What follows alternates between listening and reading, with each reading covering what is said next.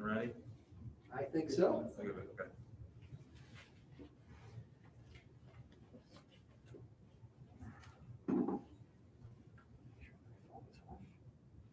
There it goes.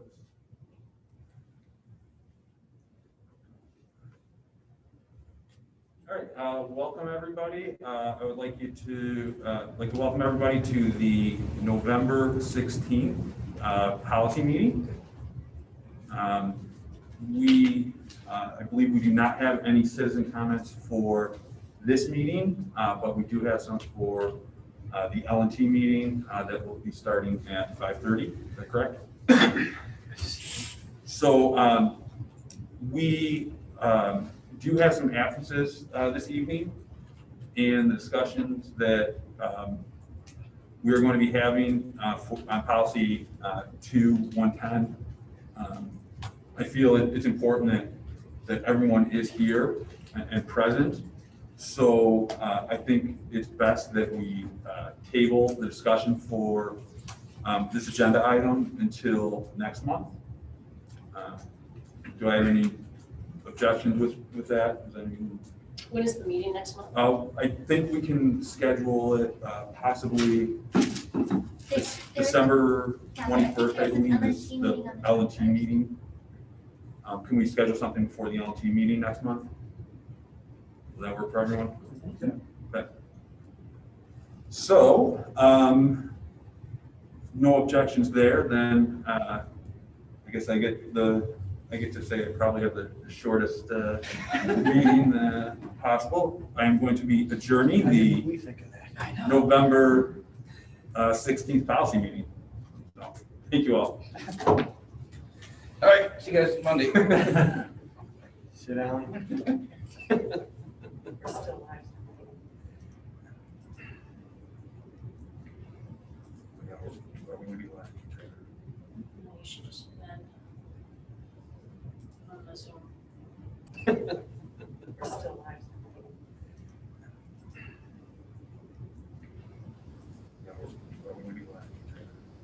No, you should just end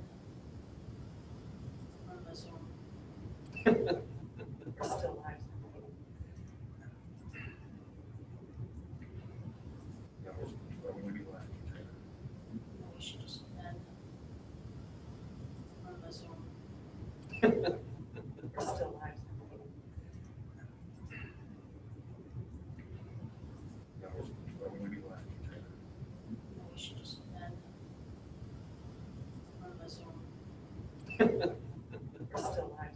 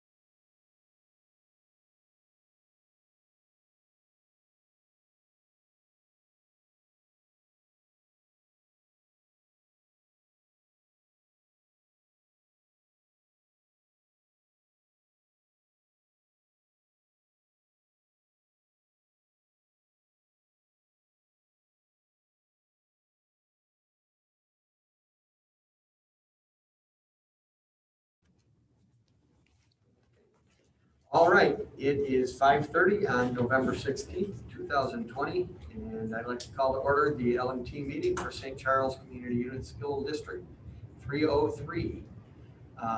So we are going to start with citizen comments, and we do have some citizen comments, correct? So let me read the preamble for citizen comments. We do, to inform people, we do have 2 board members who are attending remotely due to illness.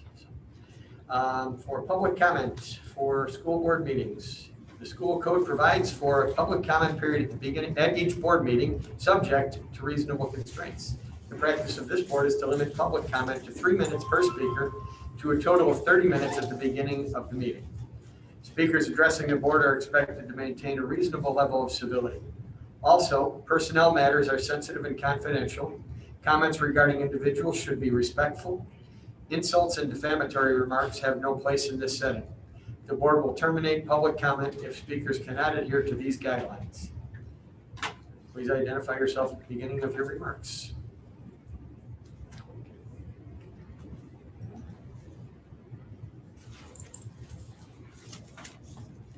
Learning and Teaching Meeting, Michelle Casile. I'm looking forward to listening to your second semester plans for our kids. I feel like we cannot shake the rumors and anxiety in the community. My family wakes up every day with the pressure of the current learning model, but also the threat of a remote-only model. Middle school only has about 10 in-person instruction days, and high school only has about 8 more in-person instruction days until winter break. Barring any official order, let's try to stay open. I hope it happens. District 303 continues to maintain a low positivity rate of COVID-19 cases in all our district buildings. It is evident that the spread of the virus is resulting from household and community contact. Everyone is working hard to minimize the spread at school. I congratulate everyone for working hard all these months. I think your leadership can help dispel these rumors by directly communicating information to the community. I would love to hear from Mrs. Graffinski, our Department Chair for Health Services. She is the one on the front lines collecting all this important information and data. It would be nice to hear from Mrs. Graffinski at the next meeting. Thanks. Thank you for your time. How many do you have tonight, Matt? Matt, how many comments? How many comments do you have? There are 3 total comments, 2 more to go.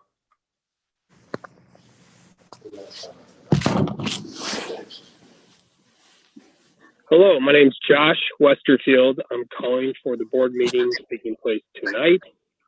I just want to address again that I want my kids in school full time. I want the school district to shut down again. We're obviously in a case-demic, not a pandemic, where all we have is a rise in cases with the death rates continually dropping, and we need to be smarter than what we're seeing in the media and understand that we can do school with children present and teachers present in a safe way, which we've done for the last few months, which states around us have done for the last few months. And I also love to see sports played again as well. This is just getting downright ridiculous. We know every board member. We know who the union president is. And if our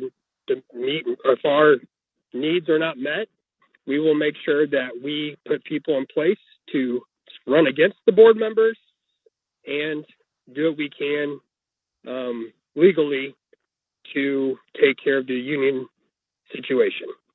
Do not want to go down this road at all, but it's something us parents are willing to do to see our kids stay in school.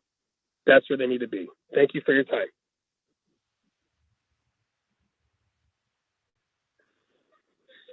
Hi, my name is Renee Bakowitz, and my message is for the board meeting that's taking place this evening.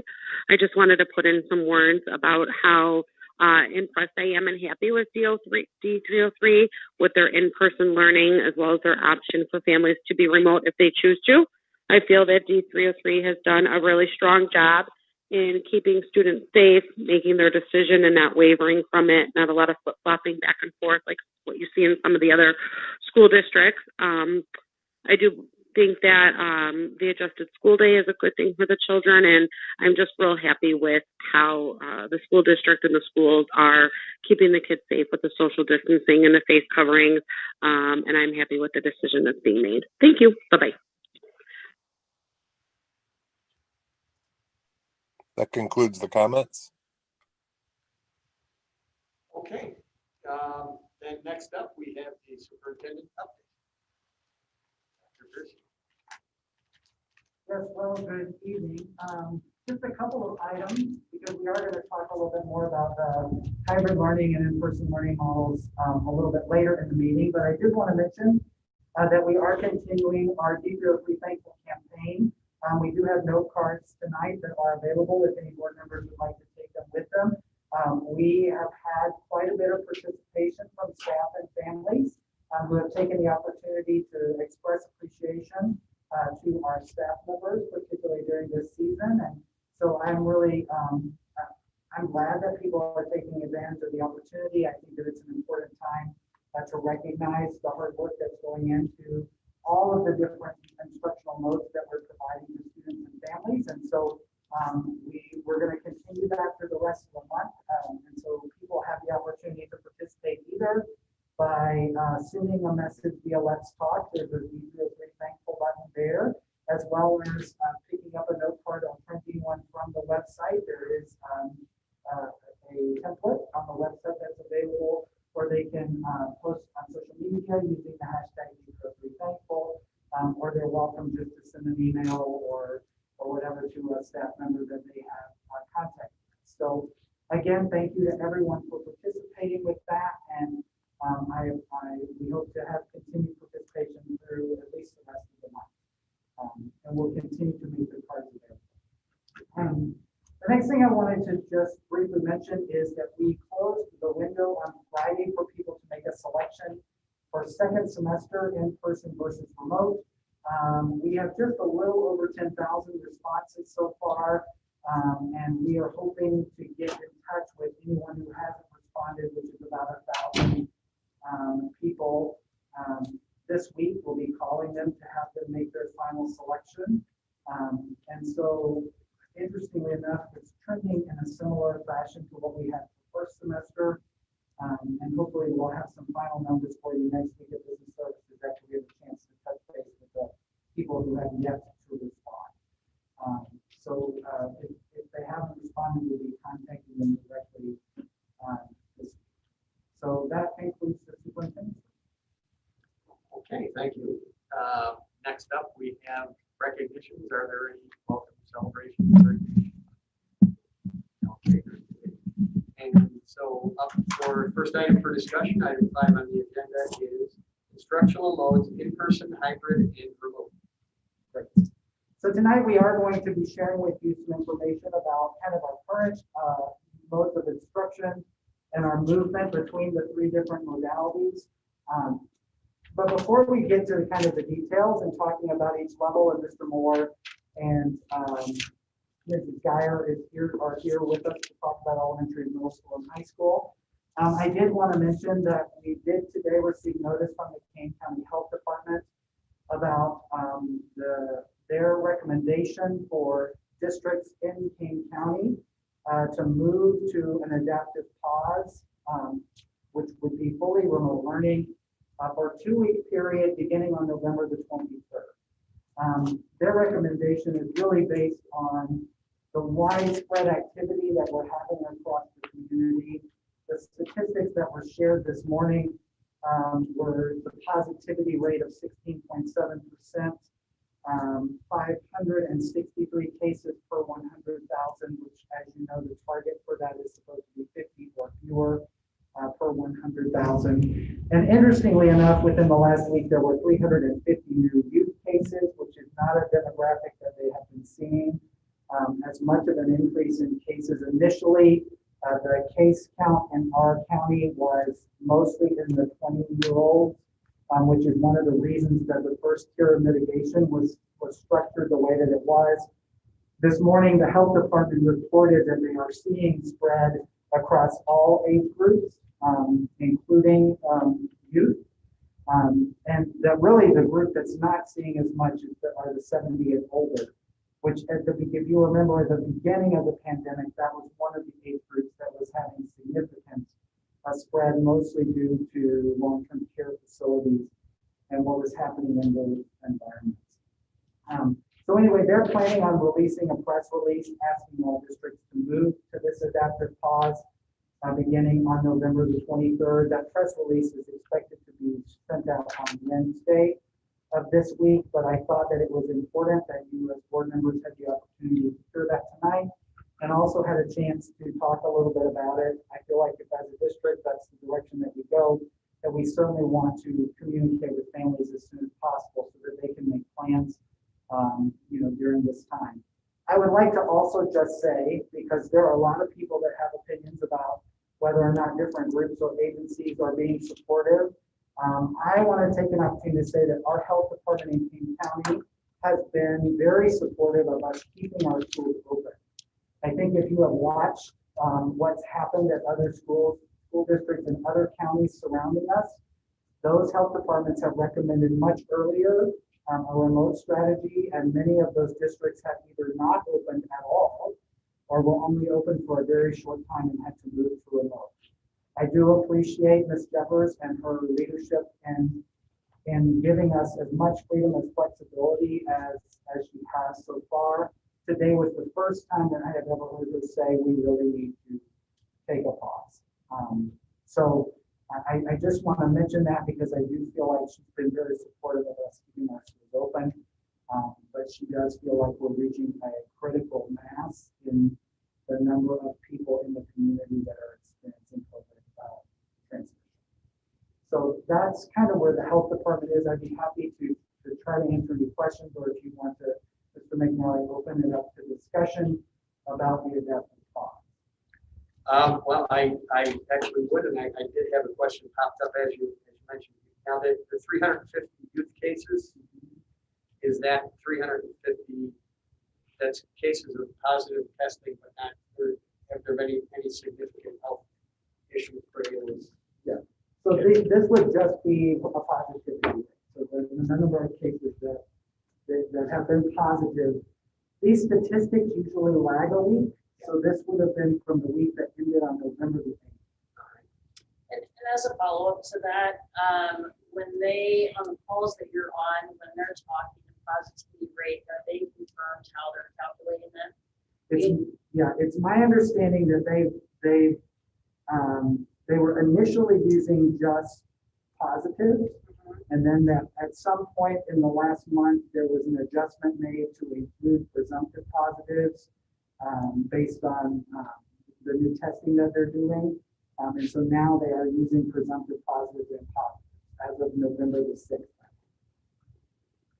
So that most recent with the 350 youth cases, that would have included then the presumptive positives. If for a partial time, because if they started on the 6th, then it would have only been a portion of that week. It's my understanding this data is as of the 8th. Just to clarify, the difference between the presumptions positive and positive is just the rapid test versus the 2-day test. Just so everyone knows, it's a positive is a positive. So, Dr. Pearson, can you clarify? We had a interesting constituent point out that they have legal rights. Can you explain to our public about the legal liability we're under if we do not follow the recommended orders of our Kane County Health Department or the state's recommendations? The not only the moral obligations it puts a district in, but the litigation that it could put us in potentially? Yeah, so I think it's important to remember that we're a public school district and different from the private business or private entity.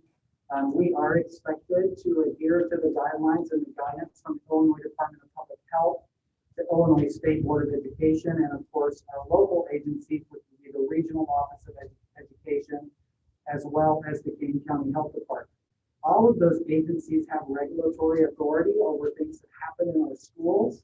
And we are regularly needing to comply with their rules, guidelines, and expectations. I think that, you know, from a legal standpoint, it's been made very clear that from a liability perspective, that the expectation would be that we are following any of those guidelines, and that if we are not following the guidelines, that we would be significantly at risk from a legal standpoint. So that's typically what the expectation is, at least for public schools. Dr. Pearson, can you briefly talk about why 2 weeks? How did you know how that came about? I mean, I think we have to remember we're not here to debate science and positive tests and negative tests. The health department is telling us that it's not safe to have school, in-person school right now. So we have to really think about, is Monday early enough? Can we, I don't know.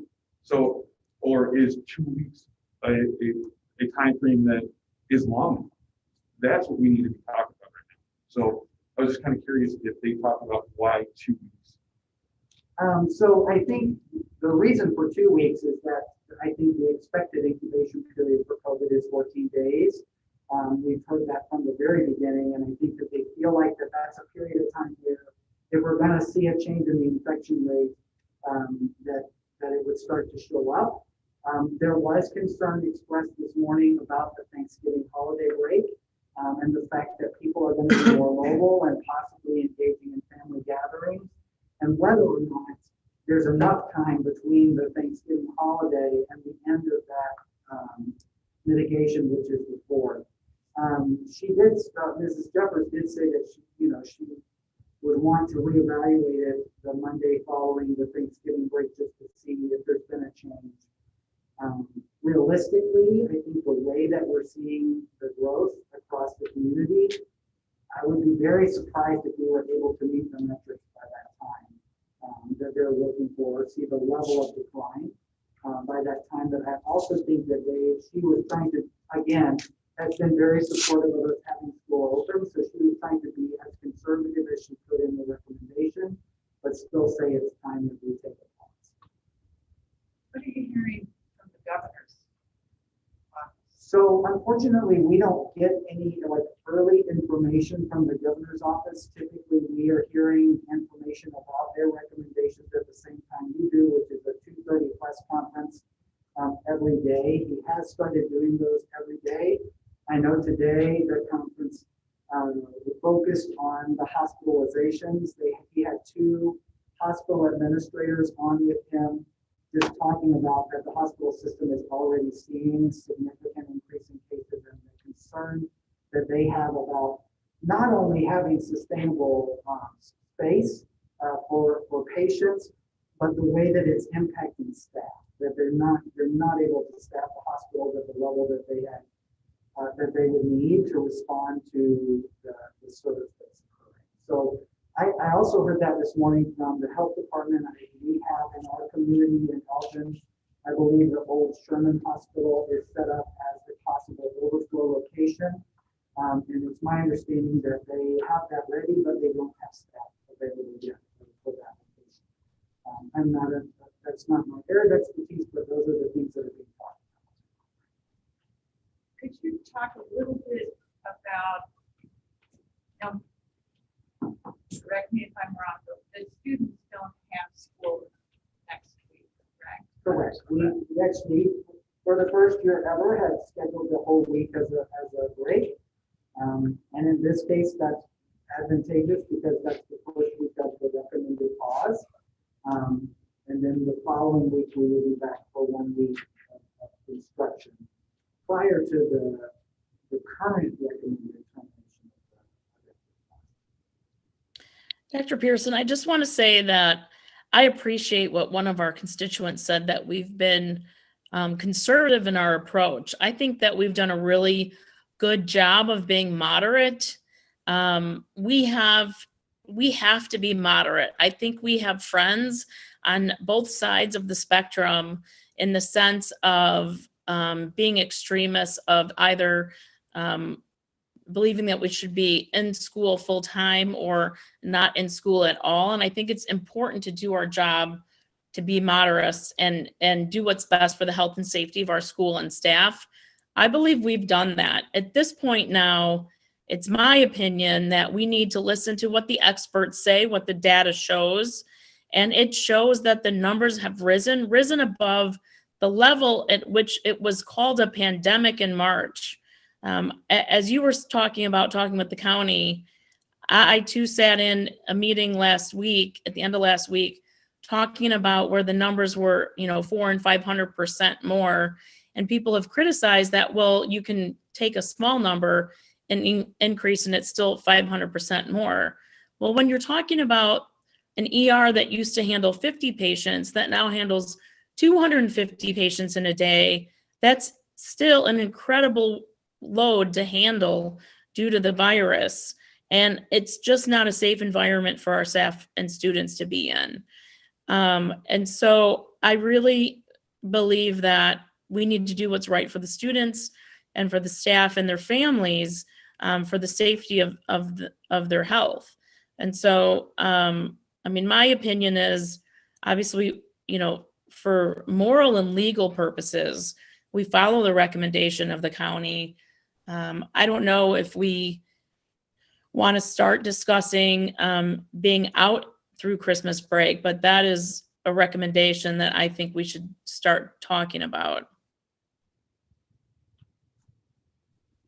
I think we're off course a little bit. I guess I'd like to review Dr. Pearson, because ultimately this is your decision with the current dynamic that we have.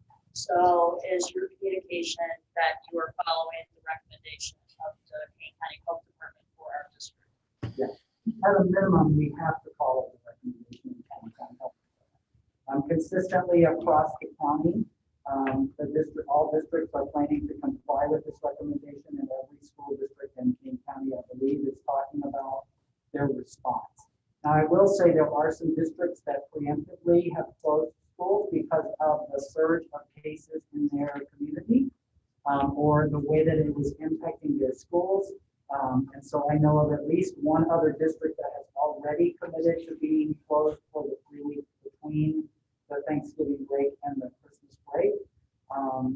There are some benefits to that in that it would allow our staff to prepare for a longer period of time, but really in the scheme of things, it's 6 weeks for a 3-week investment, I guess is what I would say, because we have the 2 weeks off for the holiday break, we have the Thanksgiving break off. That's a longer period of time for us to have that level of separation. However, I guess as a starting point, I think the minimum is that we would need to comply with the health department's guidance for that 2 week adaptive pause. Back to your. Correct. If I could, sorry, go ahead. I was just going to say, I know that there is discussion at the state level, but I can't predict what's happening there. And to Mrs. Fairgrieve, I just want to say it is Dr. Pearson's decision, being that we have signed a resolution giving him the authority to make those decisions. However, we are a group of leaders being on the board, and it is our responsibility to give him the direction of what our opinion is. So I disagree. I think it's up to the 7 of us to give him our opinion and he to make that decision. But I think it's up to us to give him what our personal opinions are and what we believe the direction of the district should go. And then he does make that decision. We've signed over our authority to Dr. Pearson to make that decision. That was done in August. But it's up to us to give him our opinions. But I don't think that's ever been in question. And I certainly, everyone has the opportunity to give an opinion, but I would like to understand what Dr. Pearson's ultimate decision is so that we can move forward. And how do we ensure continuity of the education of our students with the situation that we have? So with that. I think that being said, I think we need to continue on with Dr. Pearson. I don't think you were quite done explaining. So. Yeah, so, I mean, I was just letting you know what the recommendation is at this point. On the table, for sure, we need to do something through the 4th of December. There are pros and cons to just doing what's been recommended as opposed to going ahead and making a decision for a longer period of time. I think the one that I think we should think about is the fact that the 3 weeks might actually allow us to only close once, as opposed to having this close, reopen, which I think is a pattern that we are dangerously approaching. I do echo the concern that the health department expressed this morning, which is coming off of the holiday, is the 1 week still really enough time? I know some districts have already said, no, we're going to do 2 weeks after the holiday break. So I think we're going to see a continuum across the county of everything from up to the 4th to the one district that's already said all 3 weeks between the two, to another district that said, no, we think we should do 2 weeks because we really need 14 days between the Thanksgiving holiday and the return to in-person instruction. So I guess what my feeling has always been, I would like us not to have to move back and forth between modes of instruction. That, you know, as we reopened in the fall, I wanted us to be able to reopen and stay open. And my only concern is if we come back too fast, that we will have to close. That's my biggest concern. I'm gonna agree with you, Dr. Pearson. I think that,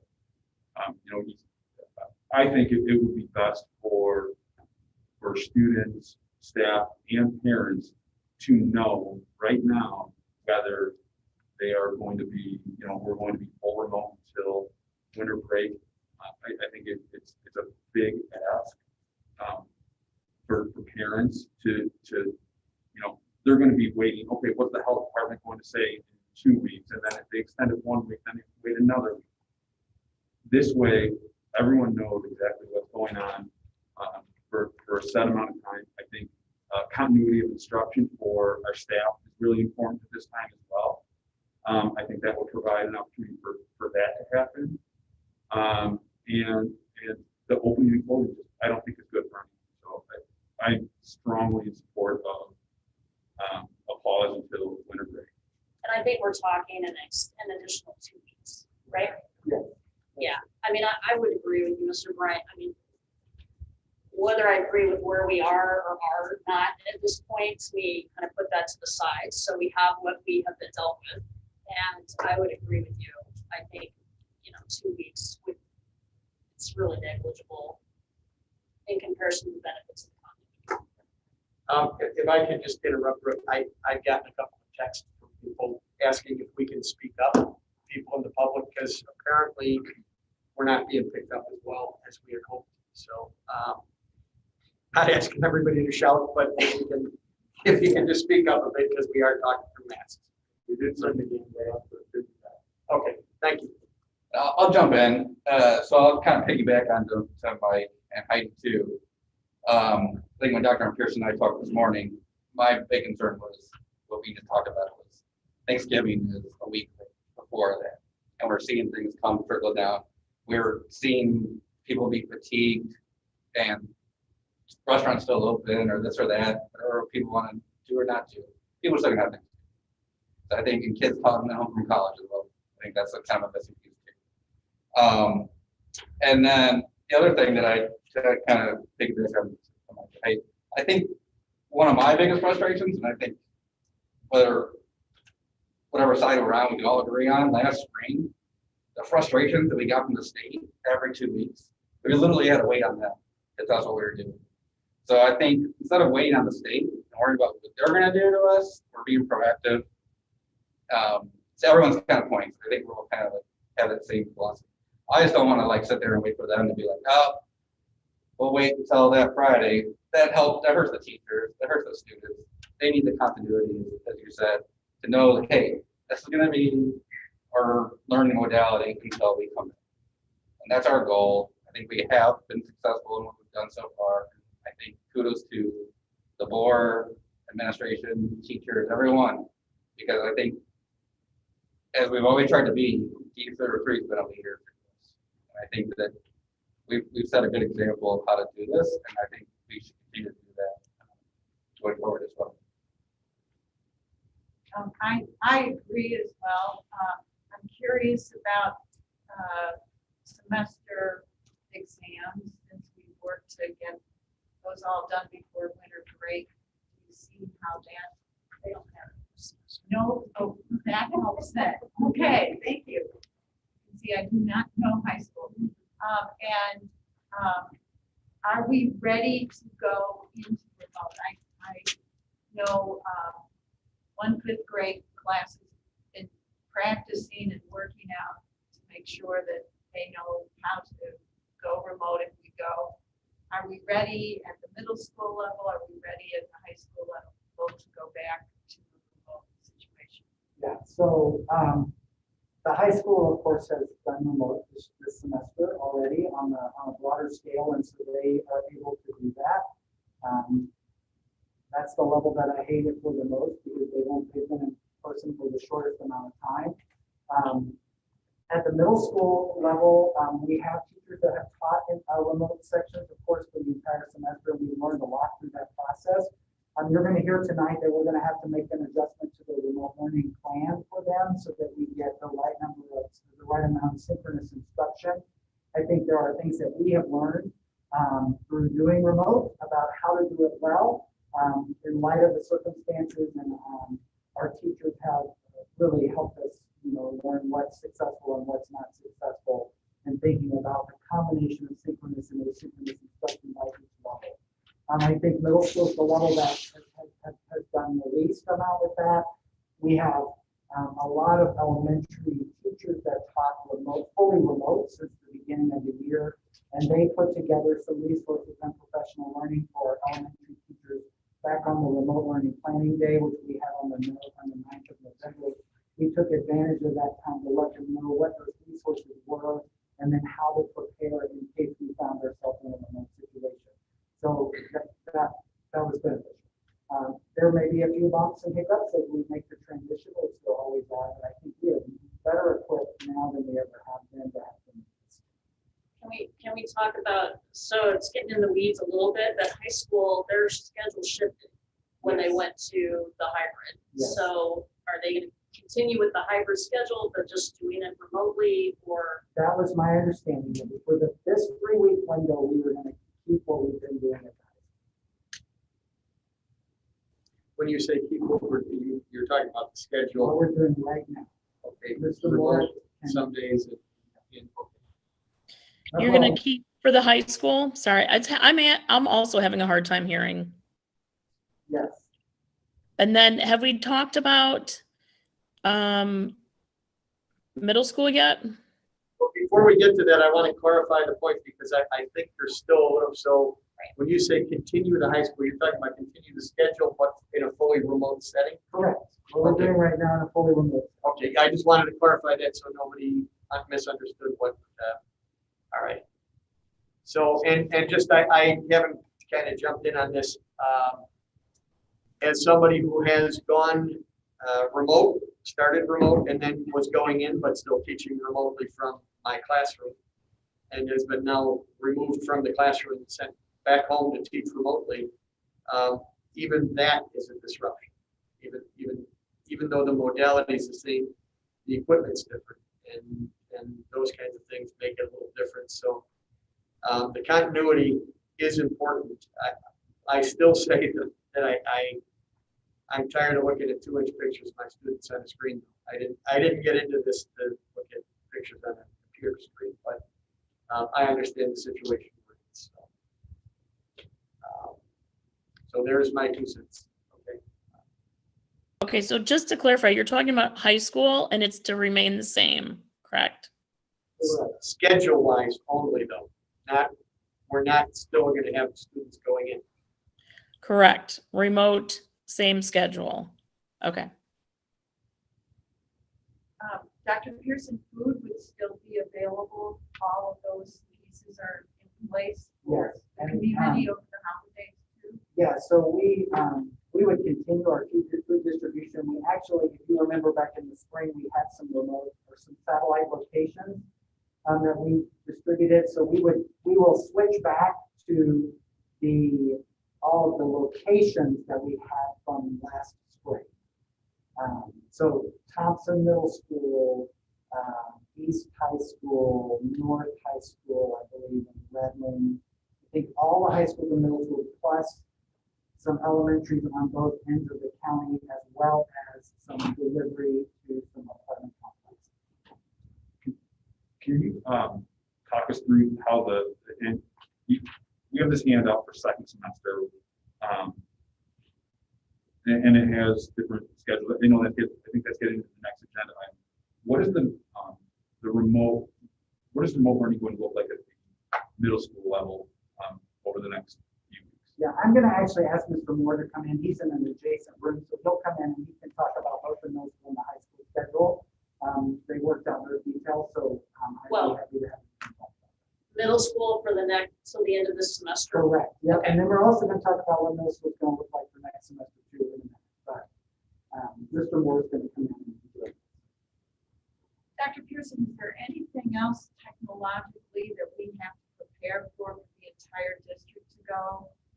So all faculty and staff have what they need. Is there anything else that we need to consider as a board to support?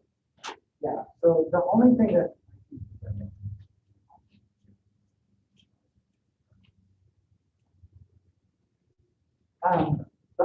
I'm aware of that they were trying to work out was that there were some in-person students that had some iPads that did not work with some of the software that we're using for remote learning, but it was my understanding that as recent as 2 weeks ago, they were trying to get all of those swapped out. But other than that, I think we've been preparing all year for us to, in case we were in a situation where we had to go fully remote. So they're working on that. What about, sorry, what about our groups of students, even like take the high school, for example, even before we went to the hybrid, we did have some smaller groups of students that were attending school in the building. Correct.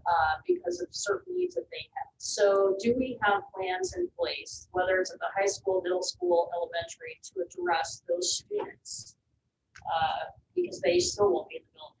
Yeah, so Dr. Pelagi was on a meeting this afternoon. Many of those students have access to some of our specialized instructional programs.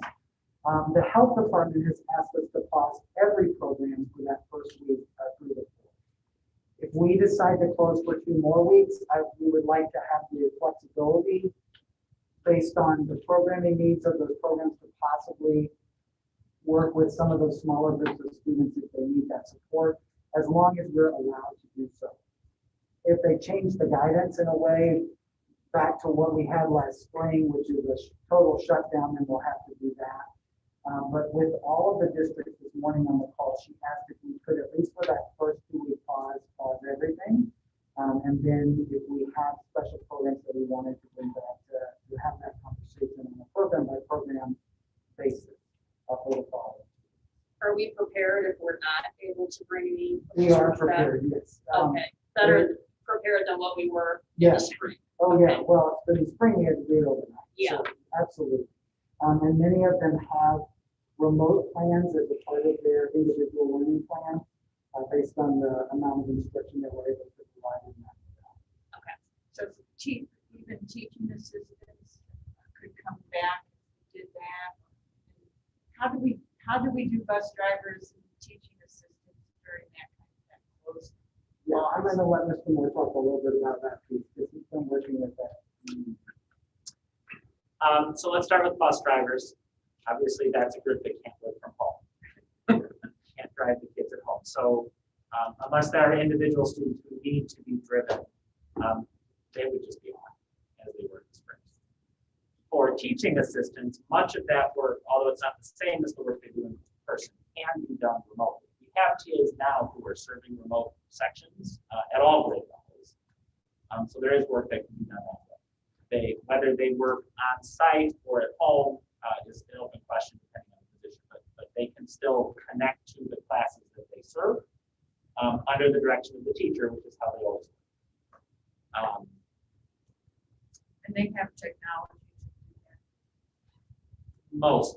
Some of them will, if you were to ask them today, does every person have everything? They absolutely do. The answer is no. But if they come into work here, they have. Our plan is not for all employees to work at home, unless we're ordered to. The have remote school is referencing students more than employees. So some will work at home, but teachers and TAs, some of them will come here, because a teacher can work in a room by themselves the whole day. There's no exposure if you're in a room by yourself. It will, leading to other categories of employees, custodians, maintenance, they can all work. Can't work from home, but we still need to maintain the schools. And then office staff, as possible, will be working also outside. So I think this was probably partially answered, but I know like in my household, there will be 5 people utilizing the internet. I know I provided it. I had to provide the internet speed test to work from home. Was not an internet, well, actually it was at the time. At least 4 of us were at home. So, as far as that's concerned, really the answer to that is people coming into the buildings and as opposed to And we have that flexibility, so if the teacher is able to come in and wants to come in, we would allow it as long as it follows all the guidelines. If a TA doesn't have the technology and could come in as well. So for this particular recommended staff or adaptive pause, the health department has said that staff could come and work if they were, following what we had as the initial guidelines, which was going to link by themselves, maintaining social distancing, etc. So we do have some staff that have pretty elaborate setups in their classroom, to teach remote with some of the resources that they have. So we would want them to be able to use that if they want to do it. If we end up in a stay at home, which was similar to the spring, then we'll have to have them.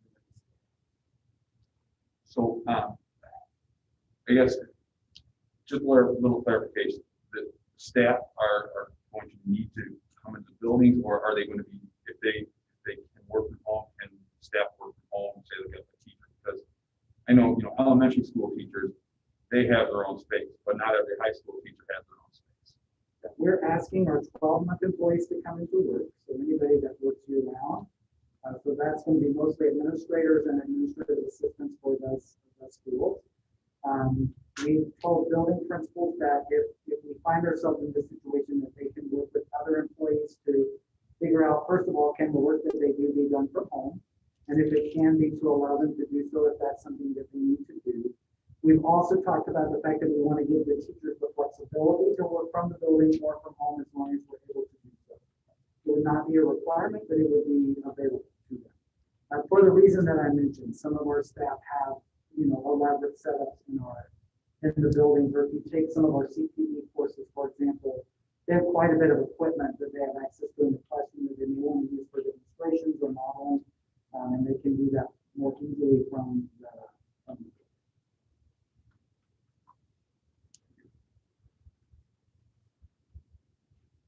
Can I read a comment that Mrs. Barker wrote, but she's unable to talk tonight, but she wrote this, quoting, "As much as it is with a heavy heart, I support following the local health department request that we pause due to the liability associated and safety of our staff and students takes priority. Additionally, I would recommend that we take the following 2 weeks remotely as well." So get to So if I can jump in real quick, that's what we're going. So seems like we kind of have a consensus as a board in the direction providing your staff to proceed. Anything else you need from us? No, I wanted us to have the conversation. I also feel like we want to let our families know as soon as possible. So we'll plan to send a communication out this evening to let them know about the timeline so that they can be prepared for what's coming as well as our staff. And that will also give us the rest of this week to get the things in order in the building and make sure people have what they need at home to be And that, I was gonna add on to that, yeah, so, parents, will be getting communication. As soon as we wrap it up, kind of have a template, and know how the conversation goes, we'll be able to get that out right away. So people can start planning, because obviously childcare is affected by that too as well. But I think what the thing is, I know it's a tough decision for all of us, but I like that we were able to make that decision now, because if you remember, the governor made that decision for us last time. It was on a Friday. And unfortunately, there was no chance to work with students, or we had to arrange drop-offs and pickups, materials and all that. And I know we did a good job of kind of punting at the last minute, but at least now we have this week to need to work through. So to everyone's kind of point about being more successful in the spring, we will have at least now we're more prepared than we were in the spring. Right. President Mannheim, did you clarify when the communication will go home? Tonight. Oh, tonight. Okay. So in that, we'll be helping parents remind their students to take, does anyone even have lockers at schools anymore this year? Oh, Okay. All right. So there's nothing to be left behind. It is just such a struggle to hear the conversation from this end. Were we able to clarify what middle school, elementary is going to look like it did in the spring, right? And did we clarify what middle school is going to look like? Are we not talking about that right now? Or can we? In a minute, Ms. Wemble. I think that the conversation took a bit of a departure for a bit there, so I think that was kind of where he was going next. Okay. Okay. Sorry. Thank you. Thank you, both Mr. McNally and President Mannheim. I just know that was something I know we want to cover tonight. You want to talk about the middle school remote schedule for the interim time for the next 3 weeks after Thanksgiving. And we should say that the elementary remote is not what we did in the spring. It's what we're doing now for elementary remote. So it's a 5 hour and 40-minute mix between synchronous and asynchronous. You're right, but remote. Correct. Very different than we did in the spring. Much better. For middle school, we're going to overlay an odd even on top of the current AD schedule. The reason for that is the students who are fully remote have classes, 2 classes in the same class periods on opposite days. So, Ms. Fairbury, I'm just looking at you. You might, if you're a 7th grader, you might have your English class on A days and 3rd hour and your math class on B days and 3rd hour, if you're a remote student. So we can't just move those apart because that's how the schedule is written. You'll see that we're going to fix that for second semester. So we're going to maintain the A's and B's. For the in-person students who obviously will be learning remotely, we're going to sort out the periods by evens and odds so that they will have half of their classes synchronously every day. So right now, as you know, the middle school students, they come to school one day and then they stay home asynchronously the other day. Instead of that, we're going to have them attend their odd periods on the A days, 1, 3, 5, 7. And their even periods on the B days, 2, 4, 6, 8. That's the model that allows students to have connection to school every day and overlays with the remote schedule so that no person has to attend the same class at the same time, which clearly is impossible. This is an interim for these 3 weeks through that break. Once we get to second semester, we won't have classes scheduled in the same class period on opposite days anymore, so that opens up more opportunity for options.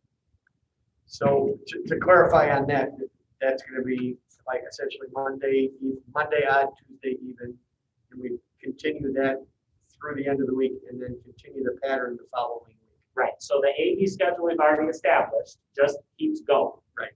But now instead of coming to school every other day, you're actually going to attend half of the classes every day. So what's the school date? It's still 8:30 to now it's 2:25-ish.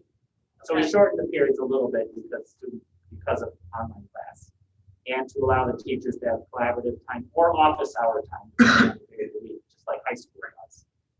So the school day itself is 8:30 to about 2:25. And then Mondays is collaborative time, Tuesday through Friday is office hour by class period.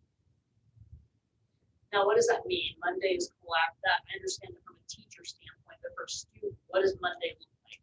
They're done at 2:25. Okay, so it's the same. The middle schooler goes to school remotely 5 days. Yes, so we're Okay. not doing like at high school where Monday is different. Yeah. For students. Okay. It just alternates A and B all the way down. Okay,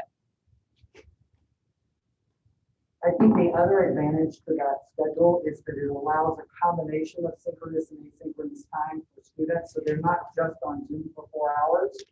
They have a class period that's synchronous, then they have an asynchronous block of time to either to do independent work or work on what they would work for that period. Then they have a synchronous period. Then they have a block that's asynchronous. Then they have a period for synchronous. And they have a period that's asynchronous. So it alternates for them throughout the day, so they're not just on back-to-back Zoom. They are alternating. that's really gonna take some time to train the middle school.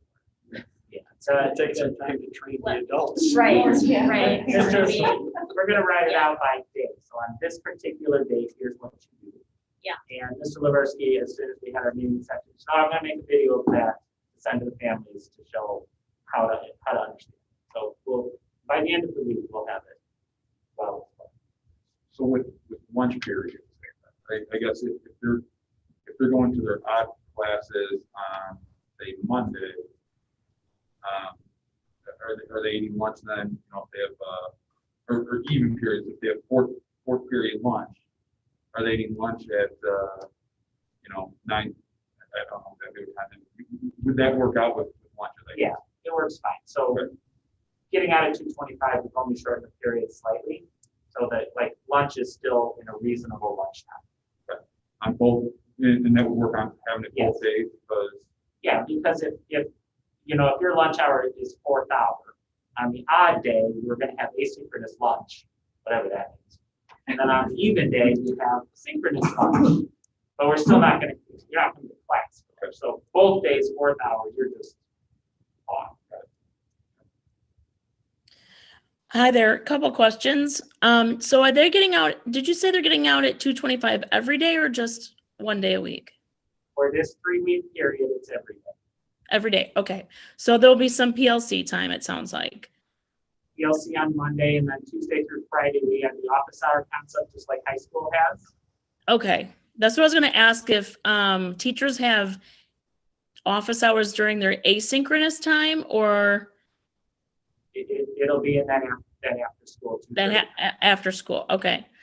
And then one of the options that we would look at for second semester, would we be looking at block times for middle school as well, or that's just one of the options, just hypothesizing? I think that's our next agenda item.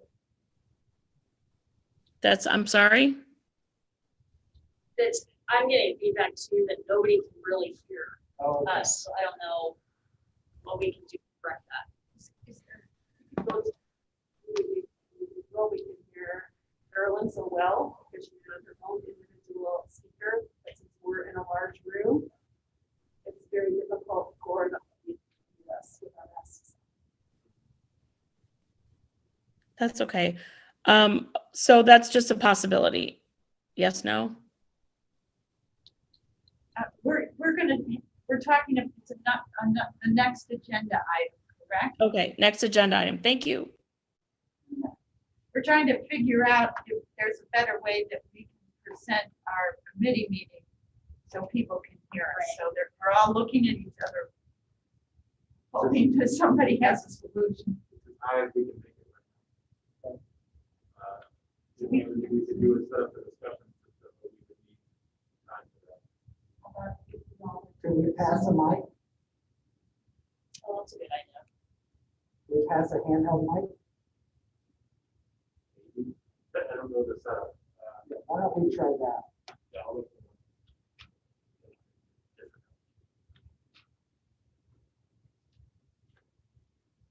In the interim, just continue to project.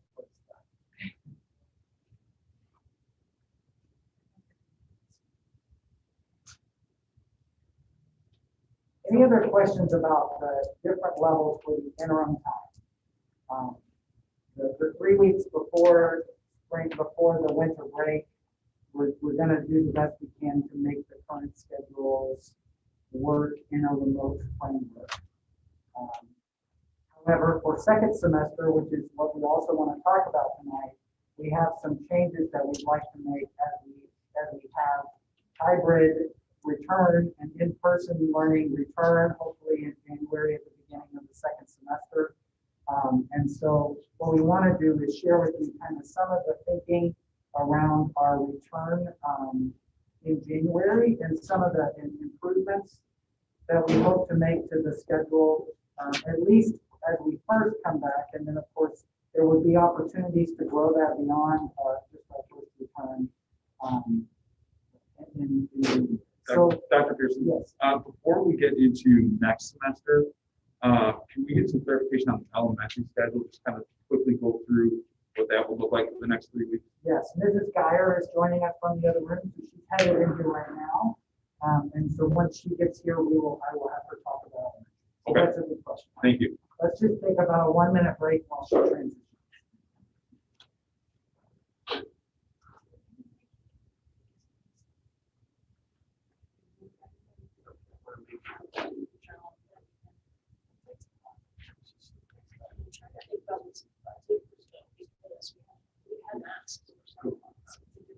We don't have our mics on.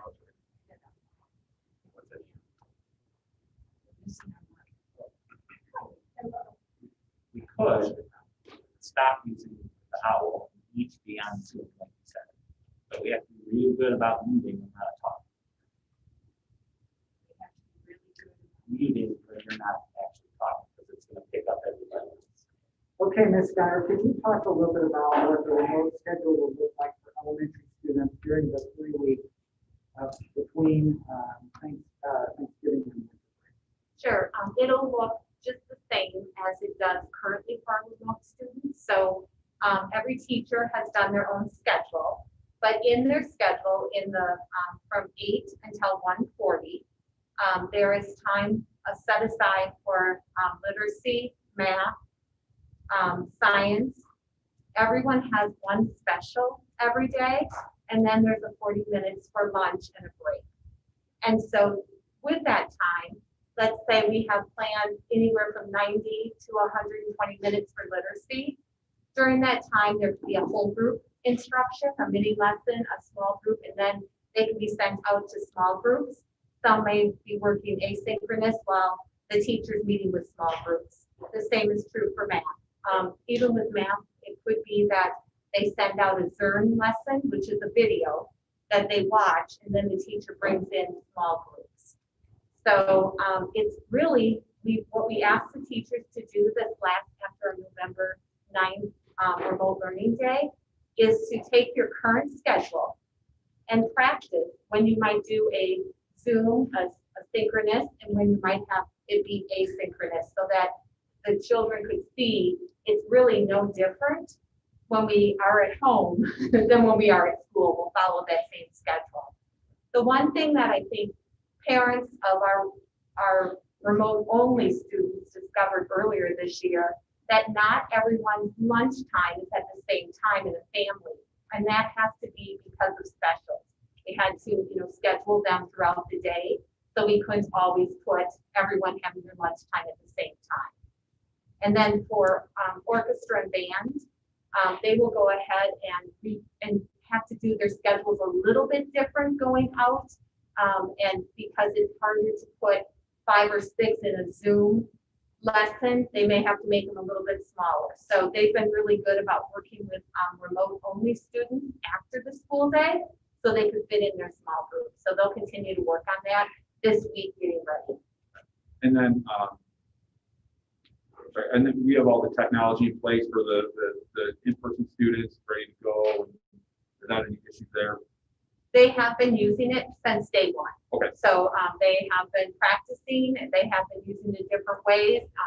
And this last week, I think they've been practicing even a little bit more, knowing that this could happen. That raises a really good question. So in the past, we've had issues with families having adequate connectivity, maybe even access to the internet. Do we feel comfortable that we've resolved all those issues with our families. We are able to support them if they need additional support. We of course work through it with the students and families that are fully remote at the beginning of the year. If they need some help with that, they can reach out to our tech desk, and we can help problem solve with them through the situation. It could be everything from their connectivity to not having enough access, and so we have hotspots available. So we've got some solutions for them, but we really would need to work with the family to understand what their needs are and make sure we give them the right support. They can contact that support if we can help. In the draft of the letter to families, are you going to can you plug that? Yep. So that families know where to go? And are people here, are there people available next week? I know that kids won't, but if families have questions, will some people be here Monday and Tuesday at least?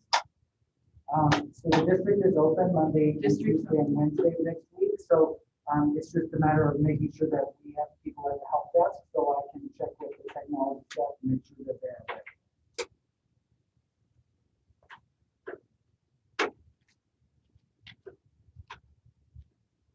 Any other questions for Mrs. Geyer about the remote schedule for elementary for the rest of this?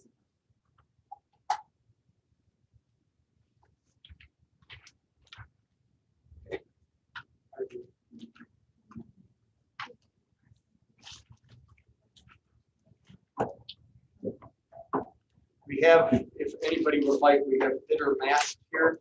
It might make it easier for some to be heard. So I think, I don't know, would anyone be opposed to all this just jumping on Zoom? I would have no objection to that as long as You do have to wear a mask, but your microphone is right in your computer. I mean, this is what teaching in classroom. You always have two plans. This is what teachers are going through every day. So two plans. Two? I have gotten to plan E. And still. They can just send the link. I just sent them. Yeah, I'm glad we take a recess. That's a very good idea. I wasn't sure if we were going to be handing around mics or what we were doing. So we will take, if anybody needs to use the washroom or whatever else, now is the time. So we'll have a 5-minute break. Sounds good. Great. Maybe Dr. Pearson, when you come back, you could just say clearly what the plan will be. I think we probably have a large audience. Yeah, I think there are probably a lot of people who are a little confused because they've only heard part of it. Yeah. So. And hopefully, I think we were kind of talking that we might switch to virtual, so business services, like a meeting. We have waiting to figure out. But if the health department's safe, that's kind of the next step for us. Yeah, if so the rest of our meetings until January will be virtual. And maybe that helps resolve some of it. I'm gonna go grab your letter real quick. Yeah.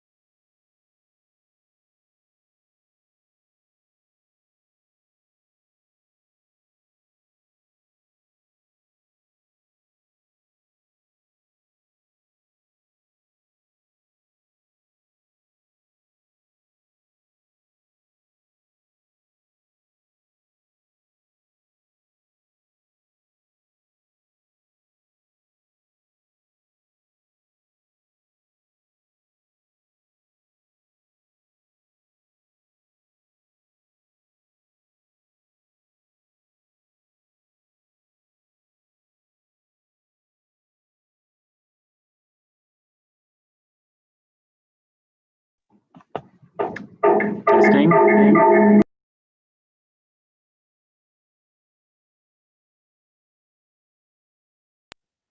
Testing.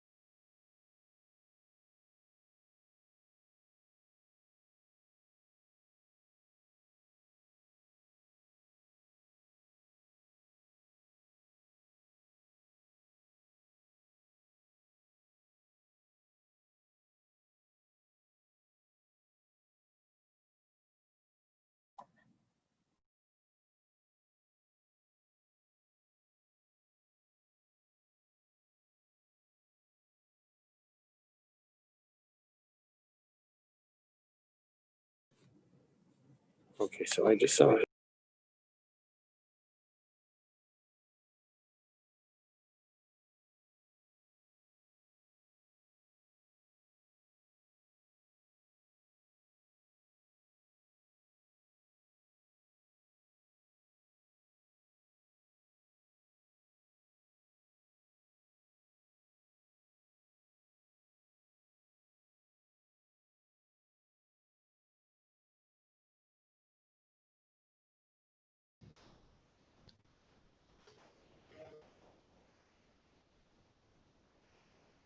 Testing.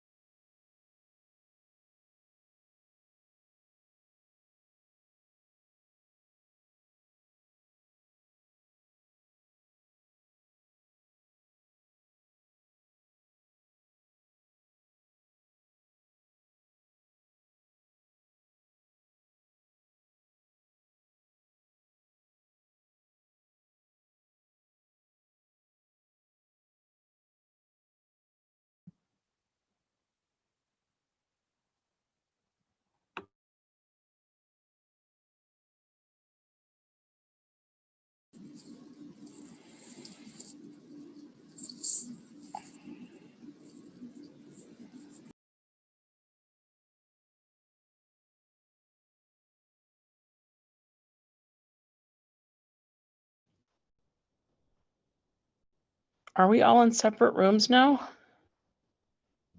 Yes. Okay, cool. I can hear you super clear.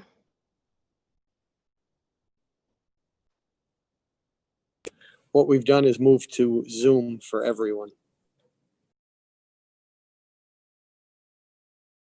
Good idea. Thank you. Yeah, thank you. I appreciate it. It was getting really hard to hear.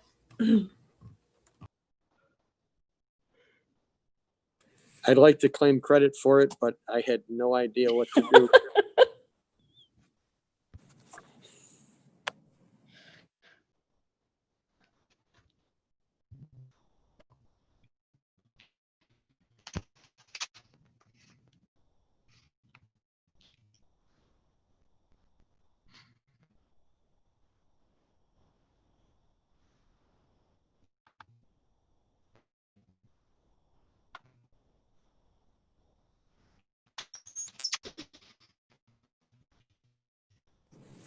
I am ready when everyone else is ready, so. Dr. Pearson, are you?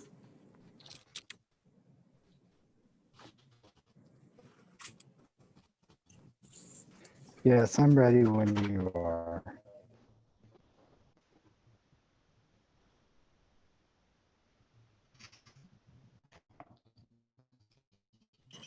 Okay, I believe we can get started again here. We took a bit of a break and we've attempted to address the audio problem. I'm hoping that everyone listening can hear. Excuse me. So I think where we left off, we were going to ask Dr. Pearson to kind of give us just a quick rundown, because I think there was things got so disjointed with the audio issues. Can you give us a kind of a quick rundown again of what we were just finishing up with regarding the, I believe we're on elementary day?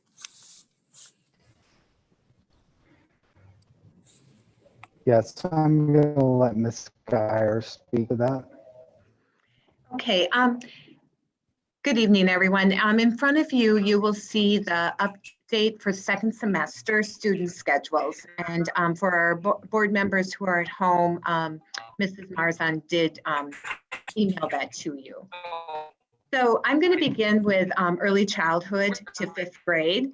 And at the early childhood and 5th grade level, we are recommending no changes to our current school day during the second semester. We will continue with early childhood with a 2-hour and 15-minute day. And in addition to that, there is a 15-minute at-home extension activity each day for students. And then at kindergarten, we would also continue with the 2-hour and 15-minute day. And for our students at home, there is a 15 or a 30-minute asynchronous special every day. And then for our 1st through 5th graders, we would continue with the 8 to 140 day, which includes a 40-minute lunch and a 30-minute special each day. Our classroom teachers do supervise the 20-minute recess portion of the lunch each day. And then as I spoke to just a few minutes earlier, we do have that we follow the same schedule for both in-person and remote. So that's for the elementary. I'm going to send it on to Mr. Moore to talk about middle and high school.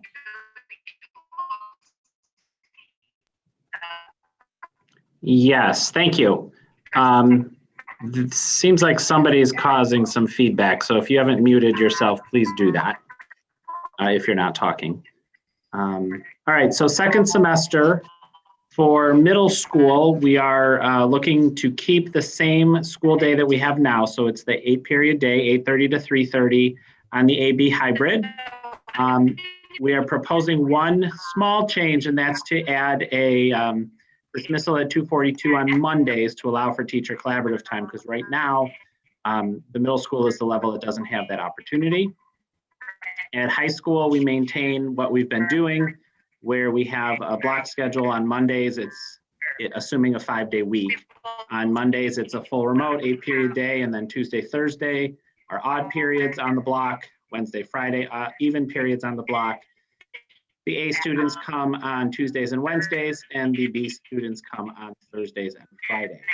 And there's also the office hour options in the afternoon that are will be maintained.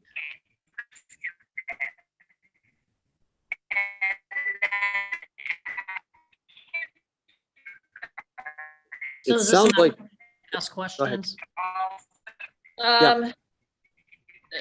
So I'll start with the questions for the high school. Can you walk us through where I'm trying to understand why we can't build upon where we are and do the whole hybrid schedule that was originally proposed in August? Why we can't look to move to that for second semester?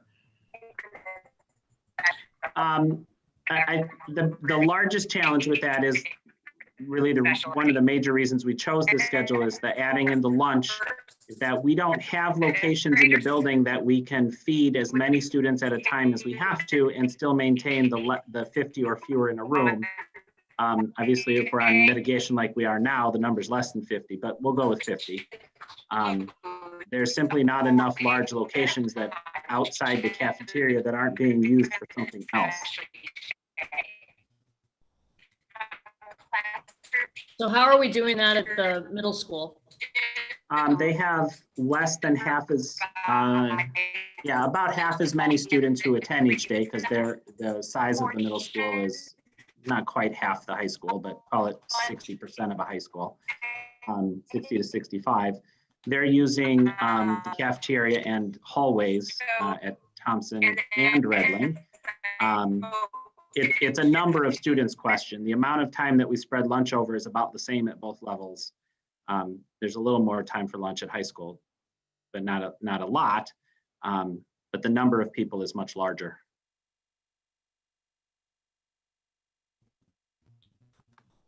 So,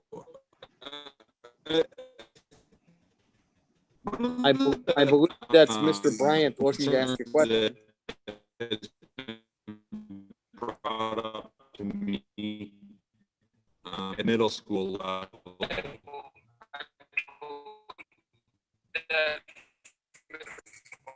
I don't think that question was came through. It was pretty inaudible. And my computer does not seem to want to. Very, very glitchy right now, so I apologize if you're getting a lot of feedback. Mr. Bryan, I'll walk down where you are and we can share. I don't think the question was came through. It was pretty inaudible.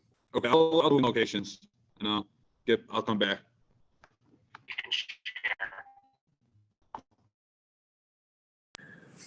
All right. While we're waiting, I think Dr. Moore's, Mr. Moore is going to go and help Mr. Bryant. So, is there anybody else have any questions while we're waiting for that issue to get fixed? Okay, because it sounded. Yeah, no, I just wanted to, so just to reiterate what Mr. Moore said regarding the middle school, they're dismissing at 2:25 each day. Monday for PLC for teachers, Tuesday through Friday, pardon me. Office hours are 2:30 through 3:30 for students. And full remote students go to class like they do now. And then for the switching for an A day, for instance, A would be even classes, synchronous, and odd would be odd day. B would be odd days odd periods synchronous. And then there was one question that I was going to have Mr. Moore also answer, which was what are the expectations for the teachers on their asynchronous periods on their, whether it be an A day or B day. So I'm not sure if he's to Mr. Bryant or not, but if he is, perhaps he or Dr. Pearson or Mrs. Herman can answer that question. I'm back. I think your question was on the 3-week pause time, all remote for middle school. Correct. Expectations for teachers during their like the odd periods on the even days and the even periods on the odd days. The expectation is that they're available for students, but they're not direct teaching a new lesson. So the students have asynchronous work, the teachers are available to support them, but they're not having a whole class. So would they have office hours or available for by appointment? I think that, so the office hours are in the afternoon after school lets out, but during the class period, they would be on their Zoom or their Meet, whichever they choose, and students, if they come, they come. Okay. They could choose to have a whole class meeting for a short period of time, but that is not an expectation. Okay. Thank you. Mr. Bryant, were you able to attend to the issue there? Can you get your question out, or? He is in here with me, so I'm going to turn the computer in his direction. Okay. All right, so my question was, with the model that we currently have at the middle school, I think a lot of students are struggling on their asynchronous days with either work completion or anything for the just understanding material. And I would really be interested to see some sort of model at the middle school to have an office hours type schedule similar to the high school, to where because I feel like the students don't have that opportunity to get the help and the assistance from the teachers in the current model. So is there anything we can do to add some sort of office hours for the students? We can look at options for that. I don't have.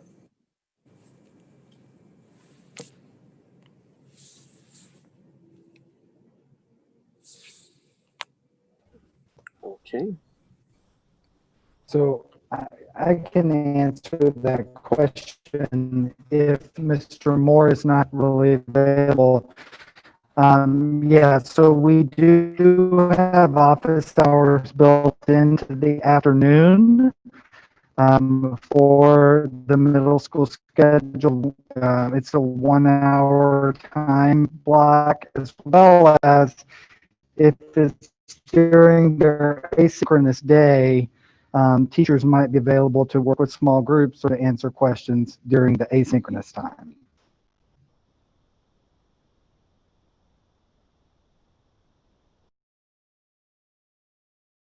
Okay, Mr. Bryant, does that answer your question? It's a little difficulty with that audio as well, but I think we were able to hear the gist of it there.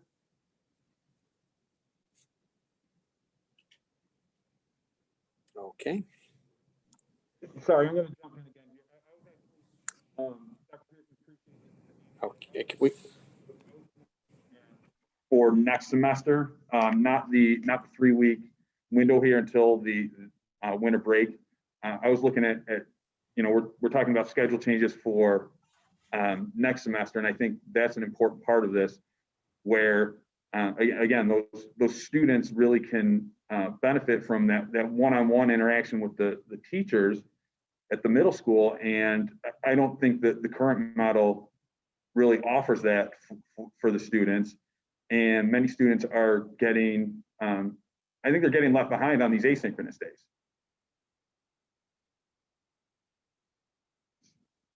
So again, I would love to see some sort of model that includes office hours where teachers can connect with the students that need that extra assistance.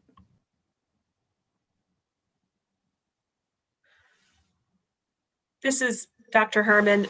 Mr. Moore worked directly with the middle school principals to design the semester for the schedule for semester 2. And I do believe that it does have office hours built in, not just for these 3 weeks, but also for semester 2. I will let Mr. Moore go ahead and explain that in further detail. No, at this time, we're only proposing to keep the same schedule we have right now for middle school, but add a collaborative time for teachers on Mondays. There's no other change for students proposed at this point, but we'll work with the association and a teacher team to see if there are options.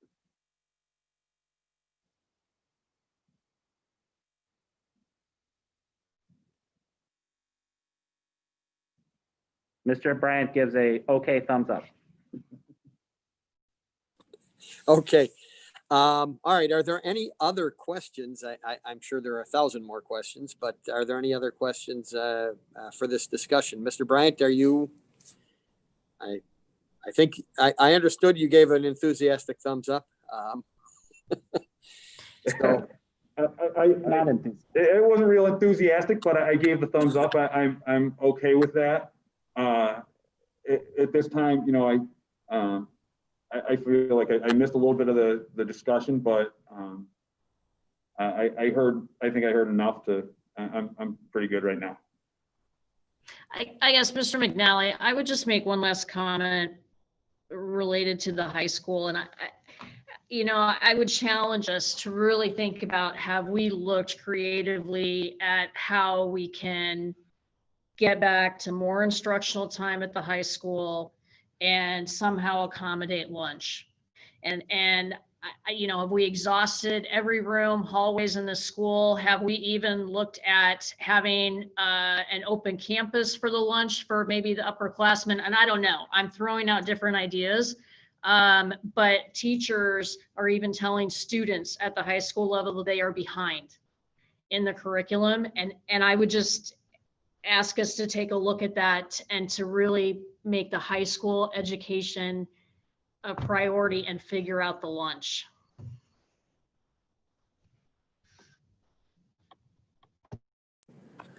all right. So actually that brings up a point for me regarding lunch, as far as utilizing other rooms for multiple purposes. If we did that, would there have to be additional sanitization going on? And would that be feasible to do that? So that's the question I have, kind of as a follow-up with that as well. Yeah, and Mr. McNally, my 2 cents, I don't know the specific answer to that, but I can tell you that we have snacks that are eaten in study hall today at the Right. high school. And I don't know if there's any additional routines after those groups come and go, but I would imagine it's a similar circumstance. Yeah. I wouldn't disagree. I didn't know how we would do it if we were filtering them through for an official lunch or whatever. So, okay. I would imagine that we've probably talked about a lot of these things. I don't know if we've heard everything about these things just because of our technology issues. But I would like to, if we are, if we've exhausted the conversation on this instructional modes, I'd like to move on to the next agenda item, unless anyone has more input on this one. Okay. That being said, I'd like to move to the next item, which is the Northeast Academy, excuse me, the Northeast Academy update.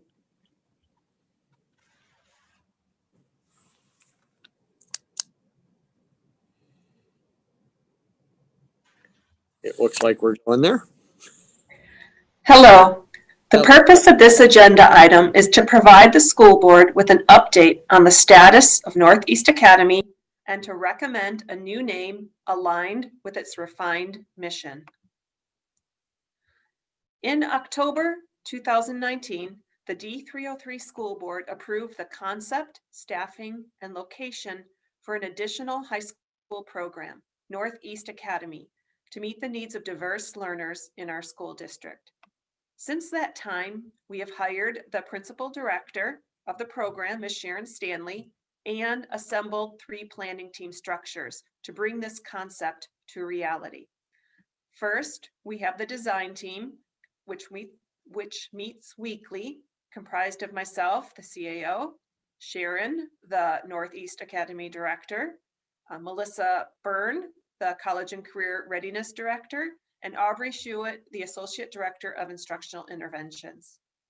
The second team formed was an advisory committee The advisory committee meets monthly and it's comprised of the design team plus teachers and staff members from East and North High School, as well as parents. Finally, we are holding student focus group meetings where the director is meeting with students from both East and North to obtain their feedback and ideas.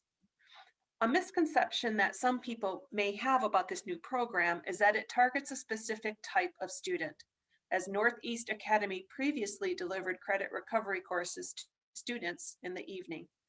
This program is not defined by the students it serves, but rather by the innovative services it delivers to all students to ensure they have what they need to be successful. All students are welcome. One of the most important tasks for the planning team was to take the initial concept from October 2019, refine the ideas, and select language to clearly communicate the school's purpose. The mission statement, authored by the advisory committee and endorsed by D303 senior leadership team, is to ignite creativity and innovation, inspire personalized learning, and prepare students for multiple paths to success. I would like to introduce Sharon Stanley, who will explain the innovative services and the flexible ways they will be delivered to students.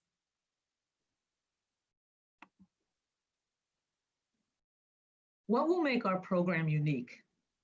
First, this will be a school that students choose to attend because they are drawn by what is different about our program.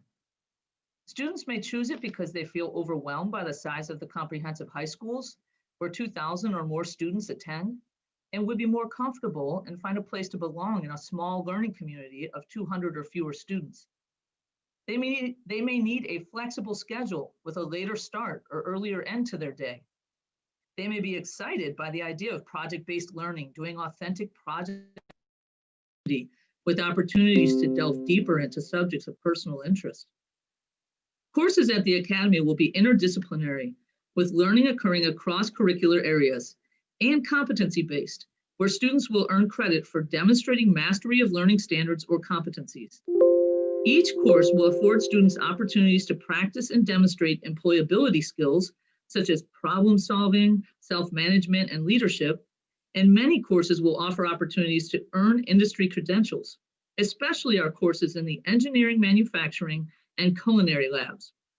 Restorative practices, with a focus on building and maintaining a sense of community, will be foundational at the Academy, from daily advisory for students to circles within classrooms. Overall, in this program, innovation will be foundational to our practice and purpose. Project-based learning, competency-based education, personalized learning, and career pathway exploration will be part of every course. By design, the Academy will offer students a small learning community with an initial expected enrollment of 75 to 100 students, reaching our approximate enrollment capacity of 200 students after operating for 2 to 3 years and becoming fully staffed. Because we believe the services we are offering could benefit any student in the district, all District 303 students entering grades 9 through 12 who are interested in the Academy will be eligible to attend. This is a draft proposal of the daily schedule at Northeast Academy next fall. This schedule allows students to begin their day at the Academy with advisory and math workshop, with the option to take up to 4 seminar blocks throughout the day and evening. There are 2 very significant differences between this schedule and the one at the comprehensive high schools. First, the day starts more than 2 hours later, accommodating students who might need a later start. And second, this schedule is intentionally built to allow students the flexibility to take classes other places and to have time for internships or other work-based learning experiences in their day. On the next slide, I will explain how this schedule affords students options and flexibility. Here you can see how the draft proposal of the Northeast Academy schedule fits with the schedules at the comprehensive high schools and Fox Valley Career Center. The Elgin Community College schedule isn't shown because classes are offered throughout the day and evening at ECC. Within this model, all Academy students will attend advisory and math workshop. Outside of that, everything within the day is flexible. Students may take a course or two at East or North High School in the morning before attending Northeast Academy for the rest of the day. Students may also attend a session at Fox Valley Career Center, either in the morning or the middle of the day. Students may start their day as early as 7:20 or as late as 9:45, and they may end their day as early as 2:25, allowing them the chance to travel to East or North to participate in extracurriculars, or they may end their day as late as 3:50, leaving the building for a break before possibly returning for an evening seminar course. Students may take classes at Elgin Community College at different points throughout the day or evening. Students may also have the option to take some online courses remotely. Our vision is for the schedule to accommodate students' needs and to open their day to opportunities instead of limiting their choices within a fixed daily schedule. This is a draft proposal of a weekly schedule showing how a sample student schedule might look. Each Monday, students will have time for experiential learning opportunities, such as job shadowing, community-based projects, or internships, along with time for independent learning. Throughout the rest of the week, you can see that this student is attending the Academy from 9:45 a.m. to 3:50 p.m., planning to attend Open Lab for STEM lab access on Tuesdays, and attending an ECC course in the evenings on Thursdays. In this draft proposal, teachers will utilize Mondays for planning as a team. This schedule will allow teachers time to meet in their professional learning communities to develop interdisciplinary projects, assessments, and other instructional materials on a weekly basis.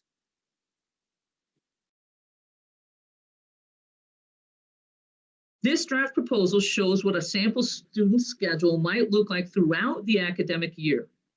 At Northeast Academy, we will utilize a quarter block schedule, allowing students to take 9-week interdisciplinary seminars that examine topics in depth. The exception to this is math. Because math skills are sequential, math will be taught in a year-long workshop format with students progressing through material and courses as they demonstrate competency. In this sample student schedule, the student is shown as advancing to Integrated Math 3 at the beginning of the 4th quarter, but in reality, the student may have demonstrated mastery of the competencies in the middle of the 3rd quarter, advancing to the next level then. The format for math workshop allows for that type of flexibility. Melissa will talk more about competency-based education on the next slide. Looking at the rest of this schedule, you can see that this student took an evening course at ECC during the 2nd quarter and participated in a 2-hour internship experience during the middle of the day in the 3rd quarter. I will now introduce Melissa Byrne, who will talk more in depth about competency-based education, project-based learning, and personalized learning at the Academy. Another component that makes Northeast Academy unique is the competency-based learning component. Competency is defined as the ability of a student to apply or transfer content and skills in or across content areas. What you will see on the next several slides is what this would look like at Northeast Academy with employability skills, content competencies and standards, as well as learning activities. The Illinois cross-sector employability skills will be embedded into students' learning within and throughout all content areas. What you see on the screen is the scaffolding of problem solving in regards to building competency. Please note the language in this performance rubric, which builds from insufficient evidence to competent with distinction.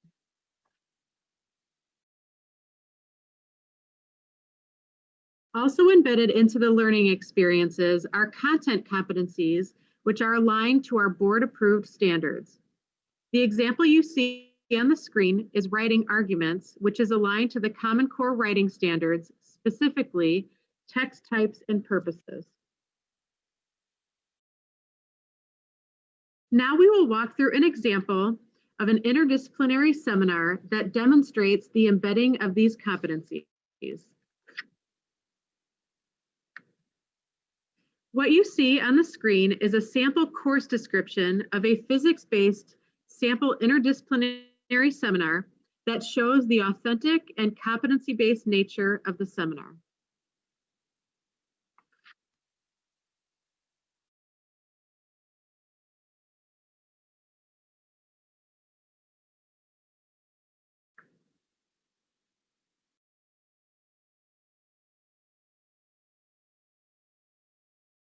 On the next slide, we will go more into depth and show how this seminar shows how students will demonstrate their learning through curating artifacts and demonstrating proficiency in science and math competencies, as well as employability skills. So you can see at the top, students would be submitting unique artifacts relating to the areas of reading informational text, as well as argument writing and math modeling. There are 3 content area science standards that would be embedded in a competency-based format, as well as geometry and algebra standards. And then the employability skill aligned to this seminar is problem solving.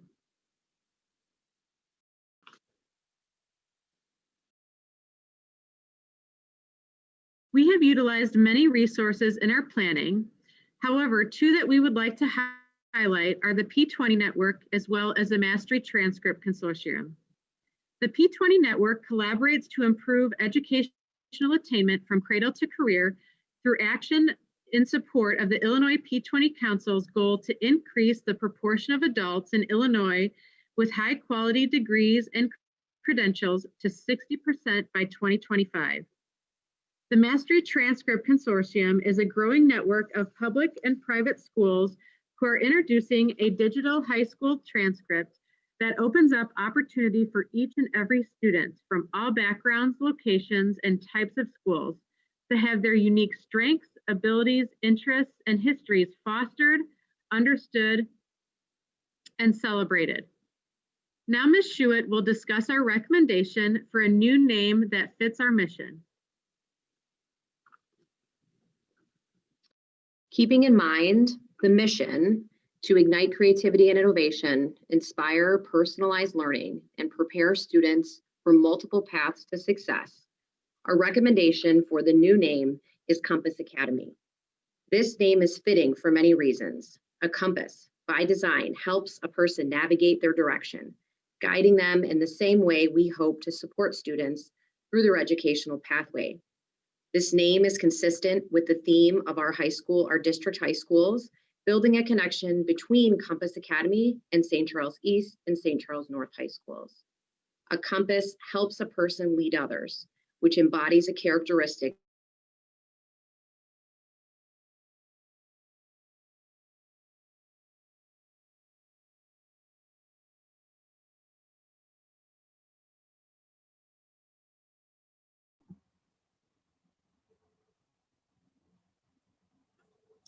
I'll go ahead and take it from there. There was about 60 more seconds explaining our recommendation for a new name to the Academy.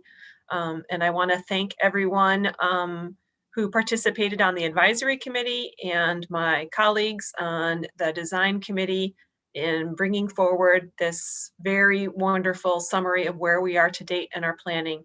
So we would love to answer any questions from the school board members about this update, as well as hear any feedback you have about our recommendation for a new name for this school.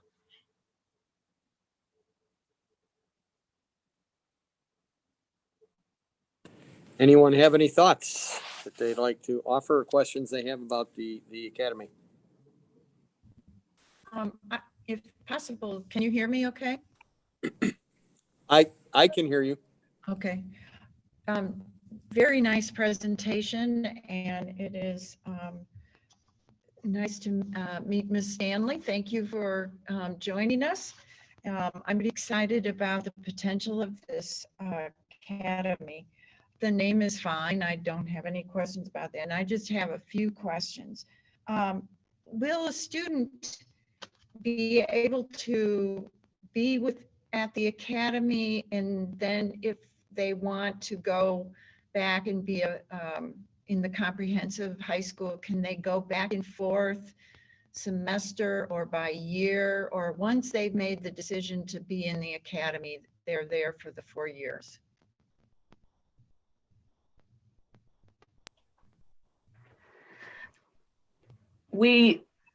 That's a good question. We haven't really decided on that yet. but I will say that there will be a commitment that students will need to make for at least you know, an extended period of time. I mean, maybe a semester or a year because of the way the courses are designed. I'm sorry if there's an echo. It sounds like there might be. The way the courses are designed, it would be difficult for a student to go to the high school, you know, in the middle of a semester or something. So that wouldn't be an option because the curriculum would be different, even though there would be the same standards, right? But that's still a question for us to decide. I don't know if Denise has thoughts she wants to share on that. I would just go ahead and add that although it's not a formal decision, I do think that especially at the beginning, students would be making a semester-long commitment. But beyond that, we would want to do everything we could to support the student in being in the learning environment that suits their needs. We're hoping that the new Compass Academy is the place that will meet their needs. But should they arrive there and not have it be what really suits them well, we would want to support them in transitioning back. We have investigated many other models across the nation that are very exemplary in this way of thinking about competency-based education. And they have students who might move into their district who sort of translate the existing transcript, and because that's what they choose. So we have lots of strategies and examples for how we can interpret transcripts from a traditional credit-based school to competency-based, and then back should a student need to do that.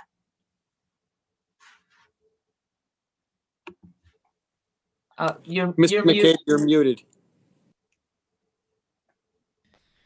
Sorry.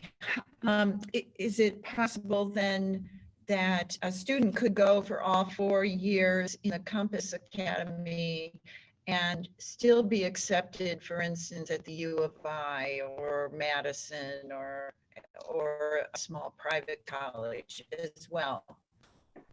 Absolutely, yes. So I know that we mentioned the Mastery Transcript Consortium, which we plan to join. In the presentation that I believe was shared with you or will be shared after this, there's a link to the consortium where you can see what the transcripts look like. There are some schools, some of the model schools that we've worked with are already part of the consortium, and they have not had any issues. In fact, they say that colleges appreciate that they can really see evidence of the students' learning instead of just letter grades. So, you know, it's actually that the transcript is more meaningful when someone is trying to see what type of student someone is, because they can see evidence of learning. The Mastery transcript actually has the opportunity for students to link artifacts. So they can actually demonstrate, you know, like a college can look at their transcript and see, you know, examples of their writing, examples of other projects they've done, and really get a true vision of what the students' capabilities are. And I have one more question. Other board members probably have questions that I have as well, so I'm not going to take much time. We're coming to the time where an 8th grader might need to know about this, or if we're going to start in the fall. So what's the plan for communicating with parents and having kids make those decisions? So Melissa and I have already met with the high school counselors and the assistant principals that work with them for college and career readiness, and have shared all of this information, and, you know, or at least a lot of this information, and have answered their questions. But we've also met with the middle school counselors to help them know what this is about as well. So that's the initial piece, but there will be information shared through the CCR newsletters that will go out on Friday. I'm working on that right now. That will be shared for parents to see as they start to think about their students doing their course selections. Carol Smith put something in her fall focus about this exciting new program that's coming. And we will also have parent information nights. We're planning to try to do some virtual parent information nights.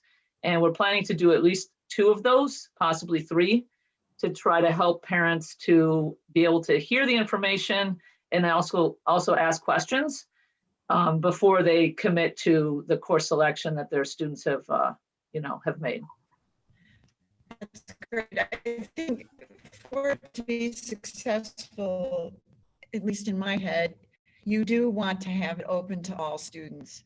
And the more parents can see, it may take a while before parents embrace it because they might be nervous about being the first to go through it. But I think it'll be really critical to have it open to everybody, and not just because your counselor said to do it or because a teacher thought you might need it. I think it has to be also a family decision.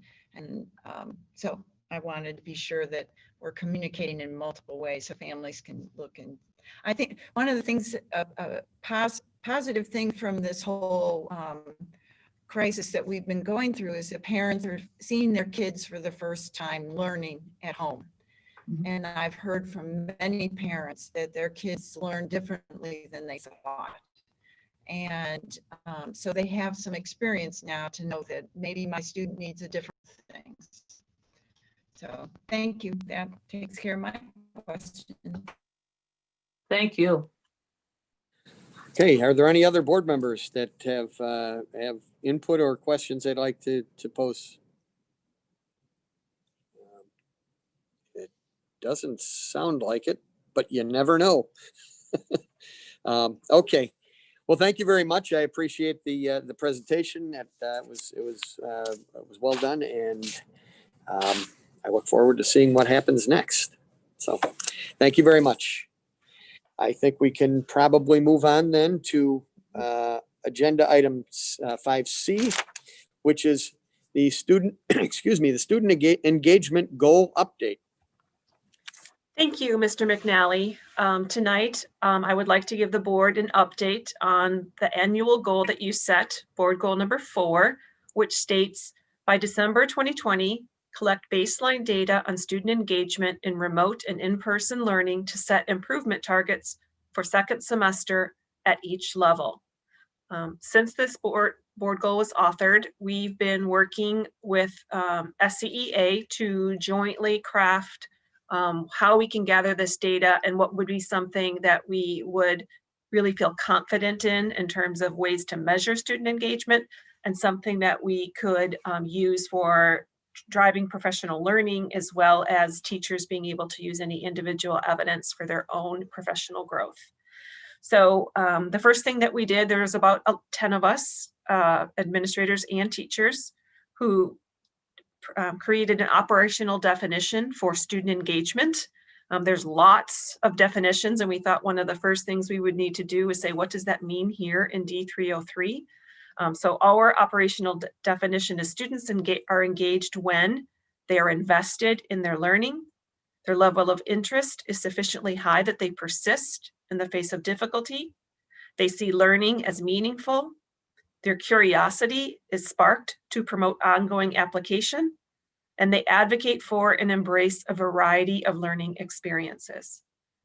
So there's not one way for students to be engaged, but all of those ways we feel are descriptors of what would set apart a disengaged classroom and student from an engaged classroom and student. We also developed a rubric by which we would investigate different survey tools that would help us gather this information. We investigated 6 different survey tools that have research base behind them for gathering evidence of student engagement. We narrowed it down to 2 and then had, actually we had 3 presentations from external companies. From 3, we narrowed it down to 2. And then from those 2, we had 2 very good survey tool options. I felt really good. And the committee actually found strengths in each one of them, but we did select Panorama, which is a survey company that is all about student voice. and making sure that we have research-based ways to bring student voice into the decision-making process for education. In terms of the timeline, we will be starting the survey for the first time in December.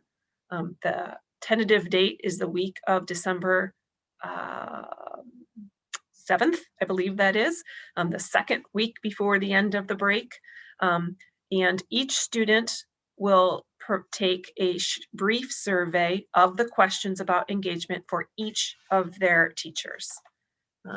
The results will then be gathered and organized over winter break and reported back to individual teachers in January. This first cycle, we intend to provide individual data to teachers only, and us administrators and other people would have aggregate data. And then in May, when we do the second administration, we would again get the individual data for the teachers, but then also the principals would have that opportunity to see that data and help with any school improvement planning or anything else that they would need to do for the summer planning time. We have a draft MOU and we are working to get that finished with the SCEA. And we feel very good about this initiative going forward. I also just want to compliment the teachers who served on this committee as well as the SCEA in general. This can be a very scary thing for an educator to open themselves up to receive feedback directly from students. But again, our teachers are so dedicated and they really value, the fact that teachers want to know what their students are saying and thinking and feeling about their classroom learning experience, again, just says wonderful things about the professionalism and dedication of our teachers. So I wanted to provide this update to the board and answer any questions that you have about the student engagement goal. Okay, board members, any questions? It's kind of hard for me to tell. I'm kind of try to scan across the bottom here to see if anybody looks like they're ready to ask anything. And I don't see anyone. So again, thank you very much. If no board members have any questions, then we can move on quickly, I guess. So thank you again for the update. And I believe you're going to be here again for the student learning outcomes and goals. So that's our item D on our 5D on the agenda.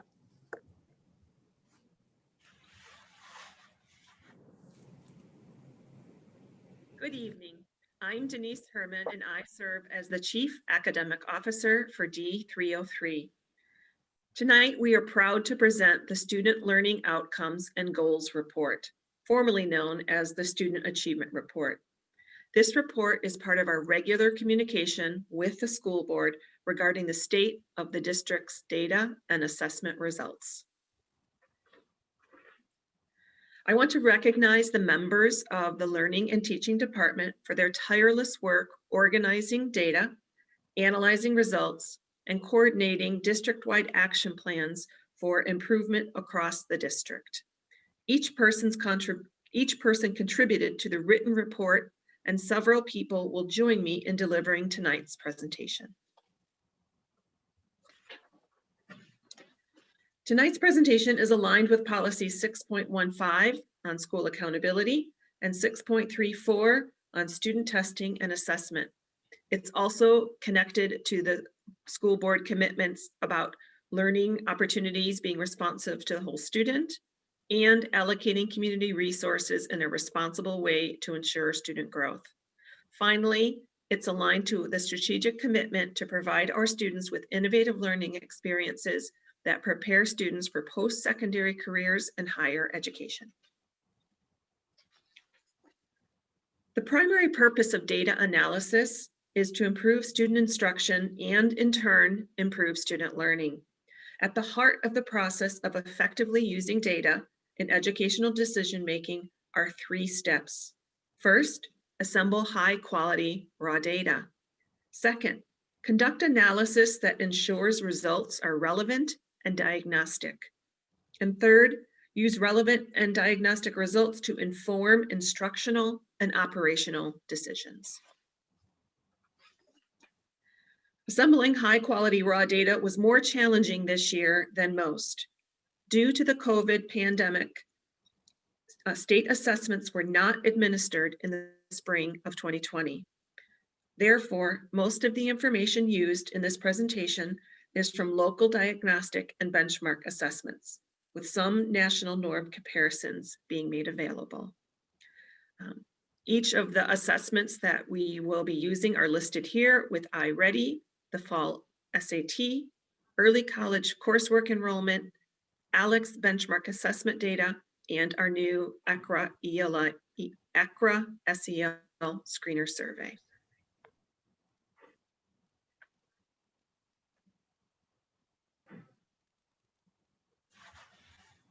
Hi, everyone. My name is Melissa Byrne, and I'm the Director of College and Career Readiness. The Student Learning Outcomes and Goals report, as well as this presentation, is organized in order to be aligned with the 5 goals connected to the strategic commitment of innovative learning. Good evening. I'm Jennifer Phillips, the Director of Professional Learning. Tina King and I are here tonight to present the K-8 District Achievement Goal, which is a continuation of the information presented last month on October 13th. In addition, we will provide a summary of the school improvement plans in the areas of reading and mathematics. In the Student Learning and Outcomes and Goals report, you will find the data presented to you on October 13th. Also, the additional data requested by the board that iReady was able to provide is located in the appendix section of the report. Last month, we reviewed the fall iReady diagnostic data through the lens of students' proficiency with the previous grade level standards to determine if learning loss occurred given the COVID-19 pandemic. By reviewing the data in this way, we were able to look backwards at previous grade level standards, and this information guided our teams in identifying skill gaps from the 2019-2020 school year. In planning for this year's district achievement goal in the areas of reading and mathematics, we utilized our fall iReady diagnostic data and determined the current percent of students entering their grade level with some proficiency at or above their current grade level in one or more standard domains. By reviewing the data in this way, we were able to establish an end of the year target assessing students on their current grade level standards. To set our end of the year goal, we then applied the board goal of increasing by half the number of students at grade level standards. Listed on this slide are the 3 district achievement goals established by the district for the 2020-2021 school year in the area of reading. The first goal is to increase the number of students with proficiency of grade level reading standards from 43% to 72%, as indicated on our iReady diagnostic reading assessment. The second goal is for all students to meet their typical growth goal as indicated on their iReady diagnostic assessment. The third goal is to increase the number of students by subgroup with proficiency of grade level reading standards. To expand on the third goal, here are the district achievement goals by subgroup in the area of reading.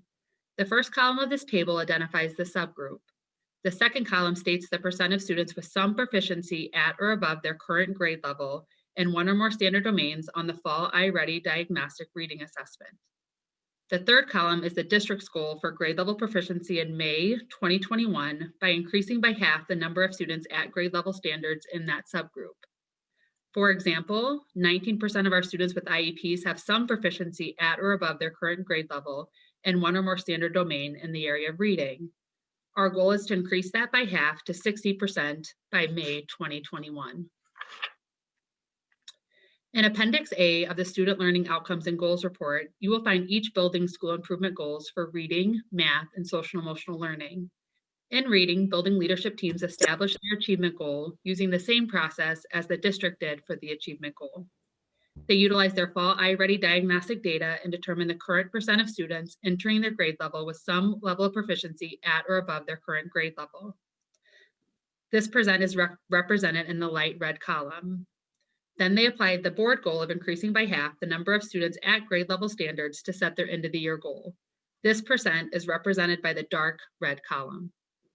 Schools' percent of students entering their grade level with some proficiency at or above their current grade level in one or more standard domains in reading on their fall iReady diagnostic assessment ranged from 17% to 54%.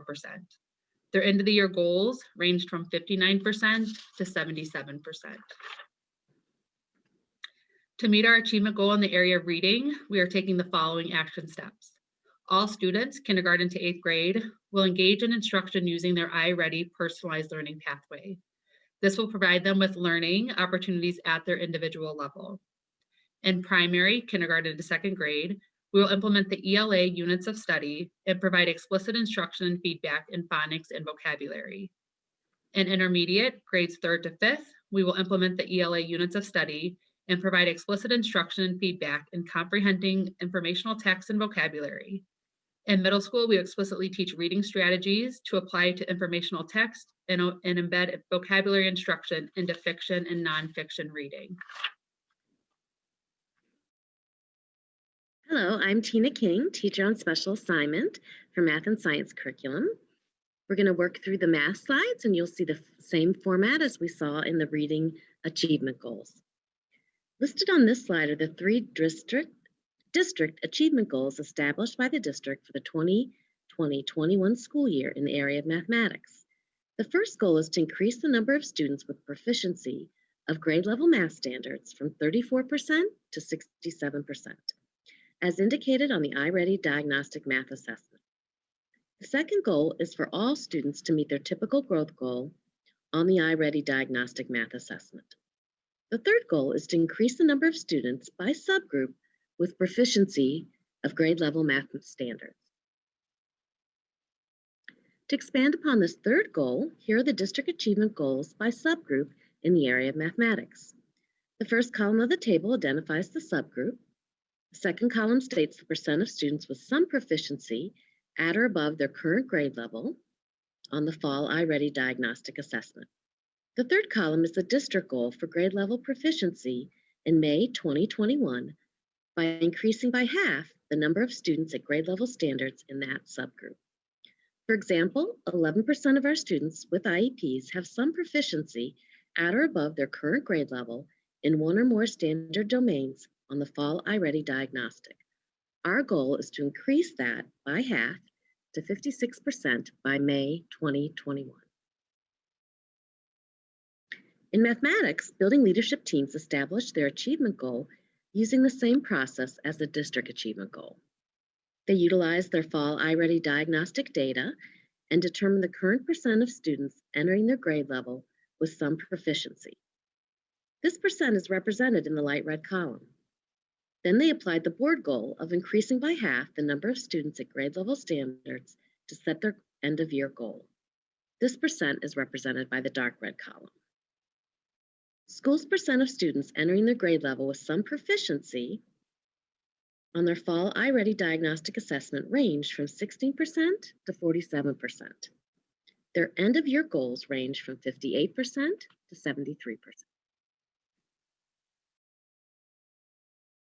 To meet our achievement goal in the area of math, we are taking the following action steps. All students, kindergarten to 8th grade, will engage in instruction using their iReady personalized learning pathway. This will provide them with learning opportunities at their individual level. In primary, kindergarten through 2nd grade, we are focused our work on number and operations, including fluency standards. In intermediate grades, 3 through 5, we are focusing our work on multi-step problems, fraction operations, and fluency. For middle school, we're focusing our work on algebraic thinking and fluency standards for rational numbers and solving equations. In addition to the iReady assessment, we will also use our Illinois Assessment of Readiness data to assess student achievement. Included on this slide is the percent of students in grades 3 to 8 that met or exceeded on the IAR for the past 4 years, and states our 2020-21 Illinois Assessment of Readiness for English Language Arts and Math goal. This year, our goal is for 66% of students in grades 3 to 8 to meet or exceed on the IAR, in ELA, and 58% in math. Good evening. I am Christine Warren, Director of Curriculum, here to start the 9 through 12 achievement goal portion of our presentation. Dr. Byrne, Mr. Shazar, and Dr. Herman will also be joining me in the upcoming slides. In conjunction with what was presented at an earlier board meeting where our high school building administration highlighted course and department work to address prerequisite skill deficits, we're going to review our district diagnostic and benchmark data on the following slides. This includes ALEX for math readiness, SAT, advanced placement, and early college coursework. We'll conclude this section with an overview of the high school SIP goals. To determine proficiency in any content area, students are typically assessed on the prior year's standards to determine grade level readiness. However, the initial knowledge check administered using ALEX creates a customized learning path based on the student's current math course to determine the optimal pathway for learning. The initial knowledge check starts with problems associated with mid-level content knowledge and adapts from there to measure each student's true level of mastery. In the table, you'll see the percentage of students that demonstrate readiness for their current course. For example, 74% of students enrolled in algebra are ready for the algebra curriculum. 76% of students in geometry are ready for the geometry curriculum, and so on. District and building leadership have met to discuss this data and determined that a winter assessment is recommended as we continue to monitor student growth. We have had targeted discussions specific to our students' readiness in Algebra 2 and are continuing to analyze, but more importantly, respond to support all of our students. Good evening. My name is Dave Chazard, Executive Director of Assessment and Accountability. The district has been building a longitudinal data set for the high schools with students taking an SAT assessment in the fall and then spring of their 9th through 11th grade years. 8th graders also take a PSAT in the fall of their 8th grade year. This view shows the cohort of students represented by year they are expected to graduate. As noted earlier, this past spring, the assessments were not administered due to the COVID-19 pandemic. Those are the yellow cells. The green cells are the current fall test administration. We expect the data to be available from College Board around the 1st of December. In a normal cycle, we would have the spring 2021 projections available at this time and use the 2020 fall data to watch progress. Without the spring 2020 data, the last data point we would have was the fall of 2019. This would put almost 2 years of learning between the last data point and our projection point. Considered too far apart to be reliable, we will use this fall data, which will be available in December, to build out our projections for the spring of 2021. This table shows the percent of students meeting the ISB benchmark, which is different than the College Board benchmark. ISB only has benchmarks for the 11th grade students in the spring, which for evidence-based reading and writing, which this table is 540. ISB has indicated that it will hold until it has at least 3 years of data for the 9th and 10th grade students prior to releasing benchmarks. The district took the College Board expected growth tables and back mapped the benchmarks from the ISB, the 540 in the spring of their 11th grade year, to create these tables and look at the benchmarks.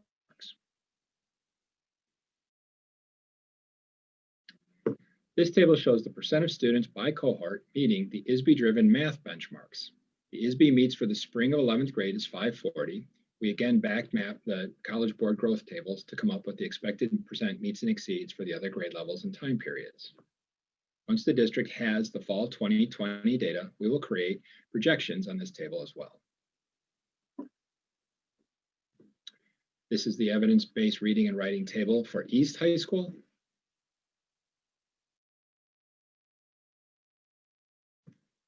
This is the math table for East High School. This is the evidence-based reading and writing for North. And this is the math for North High School.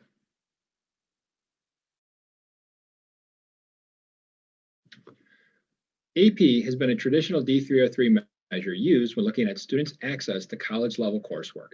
In a few slides, Dr. Byrne will review the information that provides a more comprehensive look at access to college level courses. In 2020, for all students nationwide who took an AP exam, just over 60% received a 3 or better with an average score of 3.03. District 303 held to its 75% of its students with a 3 or better and an average overall score of 3.33. This is in line with prior years. In the spring of 2020, AP exams look different than in any prior year. Students took modified versions of the exam remotely. The exam score of 3 or higher is still considered college credit and is accepted by all Illinois public universities as college credit.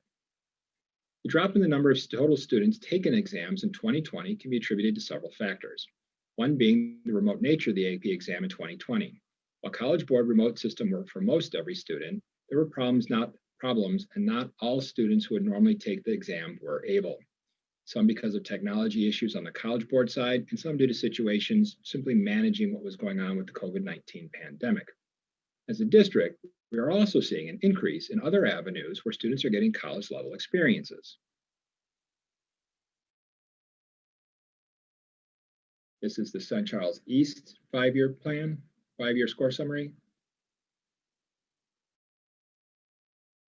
And this is the St. Charles North.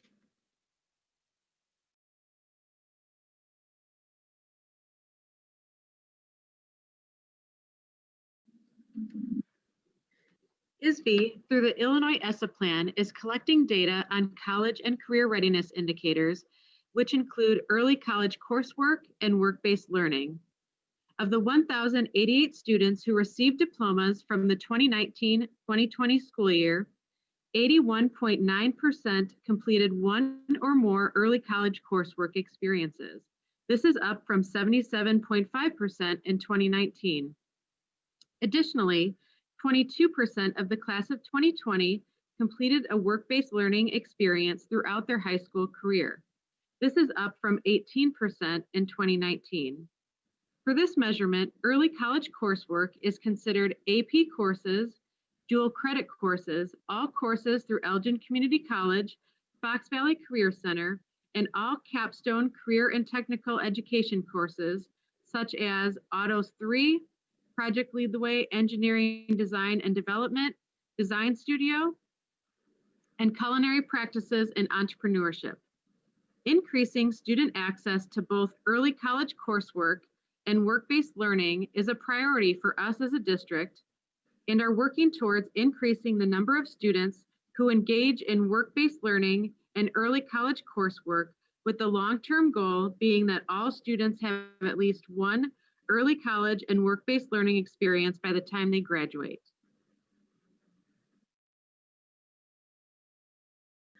Next is a summary of the high school school improvement goals. You'll see that the high schools are continuing to use the PSAT series of assessments to set their growth targets. Currently, as indicated by Mr. Shazar, we do not have the fall assessment data in place yet, but once we do, we will know what 80% of their growth target is, and we will also be able to disaggregate that data by subgroup, as was done in the elementary and middle school data.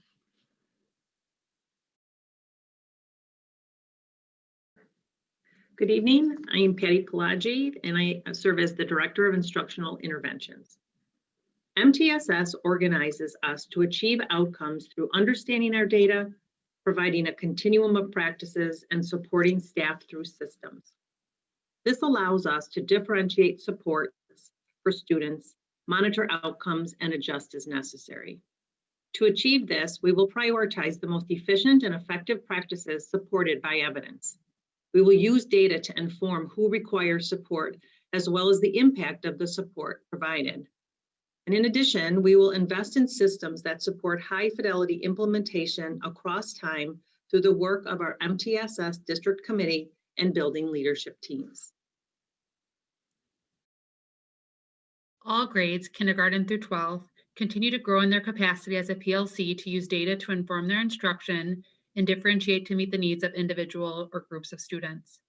Through these conversations, PLCs have created action steps to address these needs and are captured within their building school improvement plan.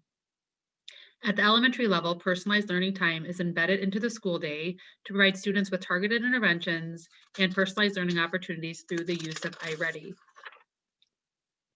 At the middle school level, their intervention course syllabi were revised to address specific skill gaps, identify common instructional resources, use of the iReady personalized learning pathway, and progress monitor students bi-weekly to be responsive to student learning. At the high school level, PLCs will focus on identifying performance gaps and prerequisite skills and use formative, summative, and diagnostic assessment data to individualize instruction within Tier 1 for students who have or who have not yet mastered the standards.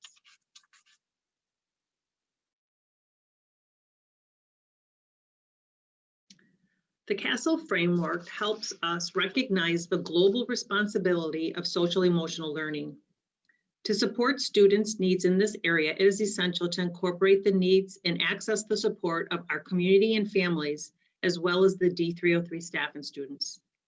As a district, SEL is a priority, and this was seen most clearly last spring as we welcome students back to in-person and remote learning this fall. Social emotional health and well-being is the foundation from which students can access academic content. In D303, we recognize the SEL standards must be explicitly taught and integrated across the student's learning day. The use of building-wide positive and proactive structures, classroom use of morning meeting and the 3 signature practices, the Second Steps program in early childhood through 5th grade, tutorial at the middle school level, as well as our health and wellness classes 6th through 12th grade are examples of this understanding. And within those structures or systems, we utilize the MTSS framework to determine what all, some, and a few students will need to master each of those competencies. The ECRA SEL survey assists us in identifying each building, classroom, and student strength and challenge to inform decision-making.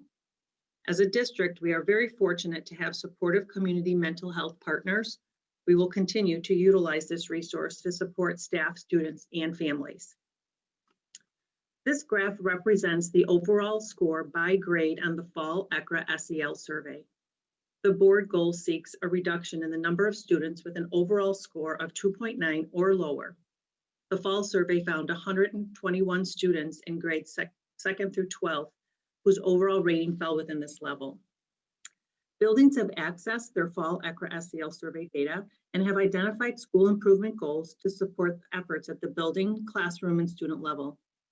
Goal areas focus on developing strong building-wide systems of expectations and acknowledgement, as well as opportunities for explicit teaching and integration of social emotional learning standards.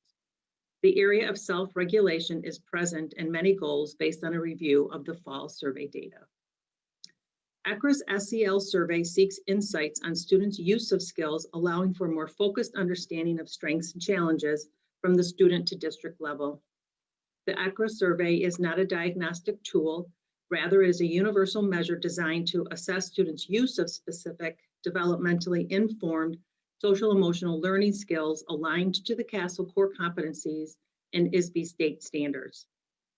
This data supports direct SEL instruction aimed to target all students while also identifying those in need of additional intervention, instruction, or support. The following goal areas were identified by the Learning and Teaching Department as well as the MTSS Committee. Goal areas specific to each level can be found in the Student Learning Outcomes and Goal Report, as well as in each building's SEL School Improvement Goal. These district-wide goals include to create and distribute an SEL vision, include SEL, the explicit teaching of standards and integration across content in our curriculum development process, create a school-based mental health task force with the primary outcome of reviewing current practices, ensuring an efficient and responsive system for teaching necessary skills and responding to student need, and finally, incorporating school-based mental health professionals into our health and wellness curriculum development process.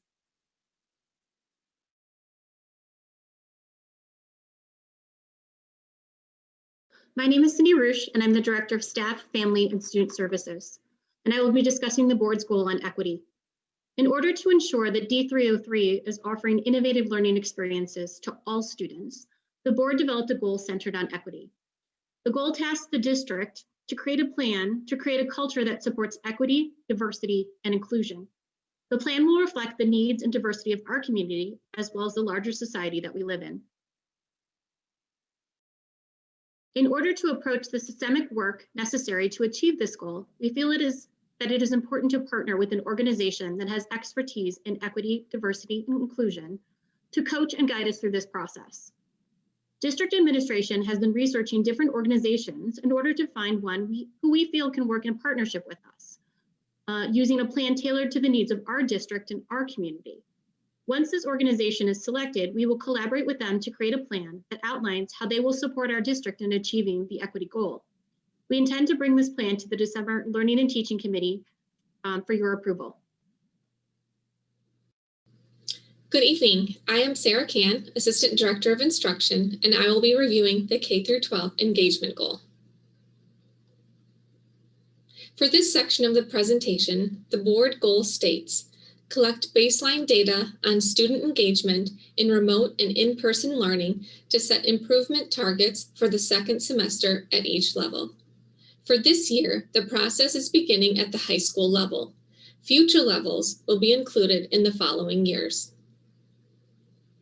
We have established a student engagement survey design team that is comprised of administrators, teachers, and union representatives to work together to understand why we are doing this work, to begin to think about how we will do this, and to introduce research-based engagement surveys for our consideration, the what. This team met weekly between September 24th through November 10th. We began our time together with 2 academic articles that discussed why using student perception data is important, and also talked about the different research-based surveys that are available to implement. Part of the work that was accomplished was to develop a working definition of engagement in D303.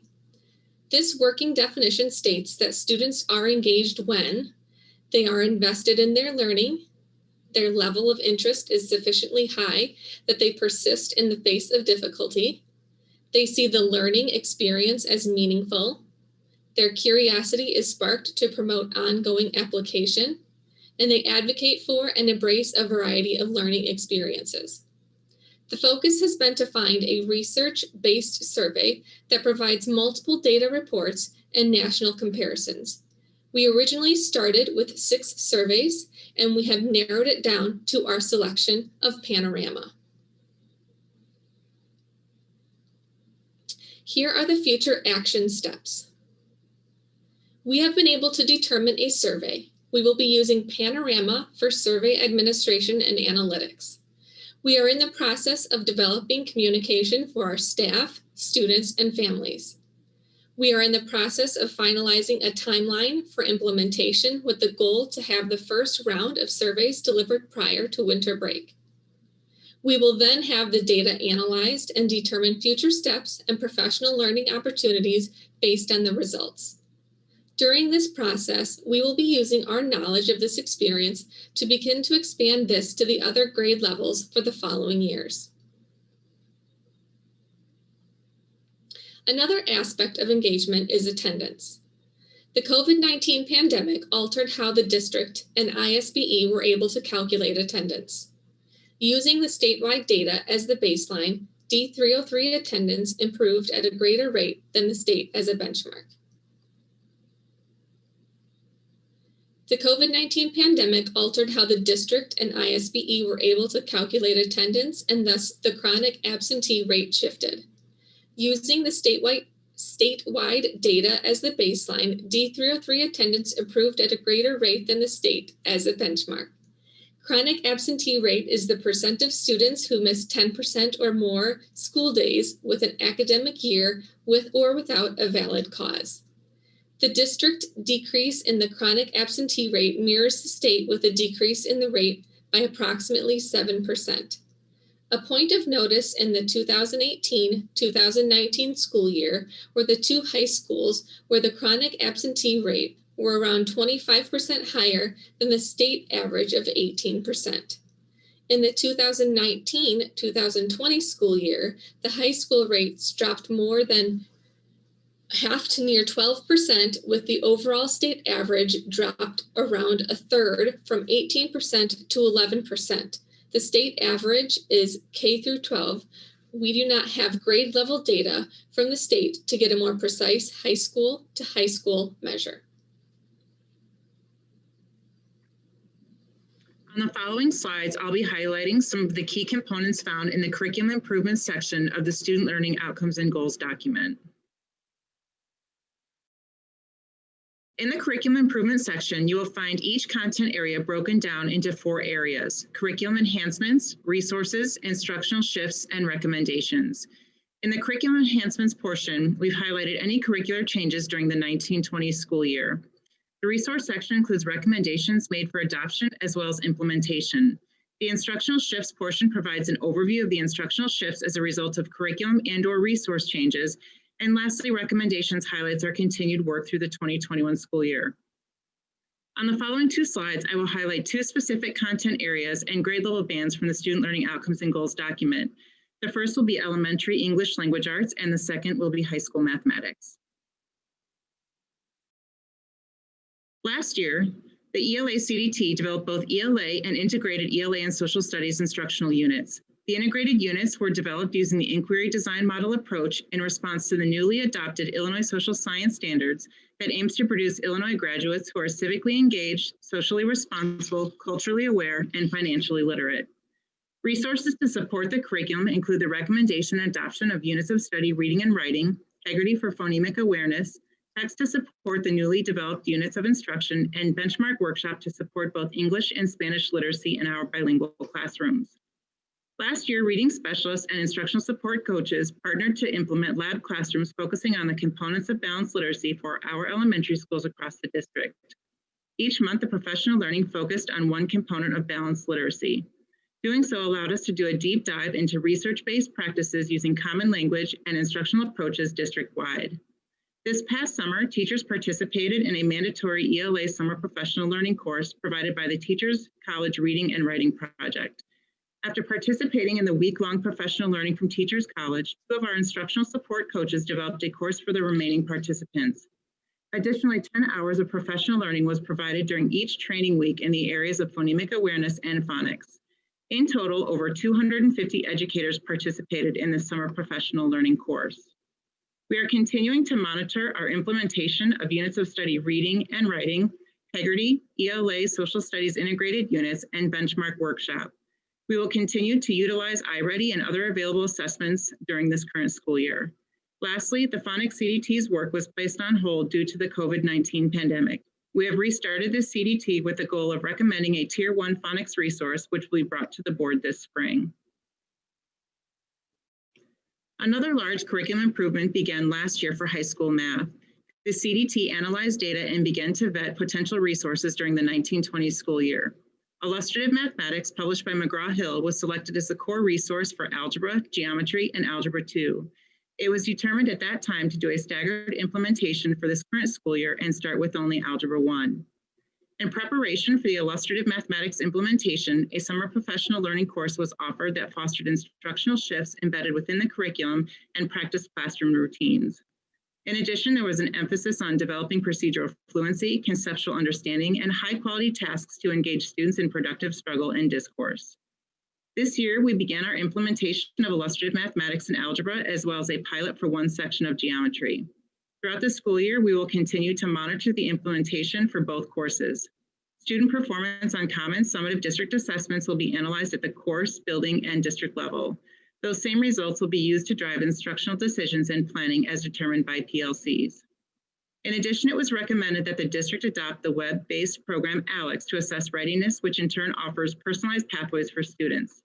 There will be continued conversations with district and building administration and teachers about how to best utilize ALEX to support learning gaps as well as current course content. Lastly, we are very excited with the addition of our high school math teacher on special assignment to support the implementation and instructional shifts needed for both student and teacher success. So in closing, the primary purpose of data analysis is to improve instruction and in turn to improve student learning. Tonight's presentation demonstrated how D303 effectively uses data in educational decision-making.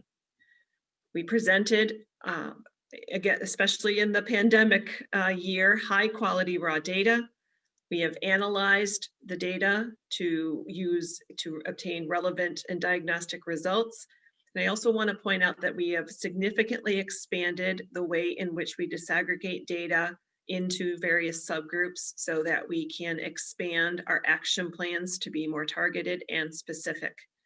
And finally, we are using the results from that data to inform our instruction, our curriculum decisions, and our operational decisions.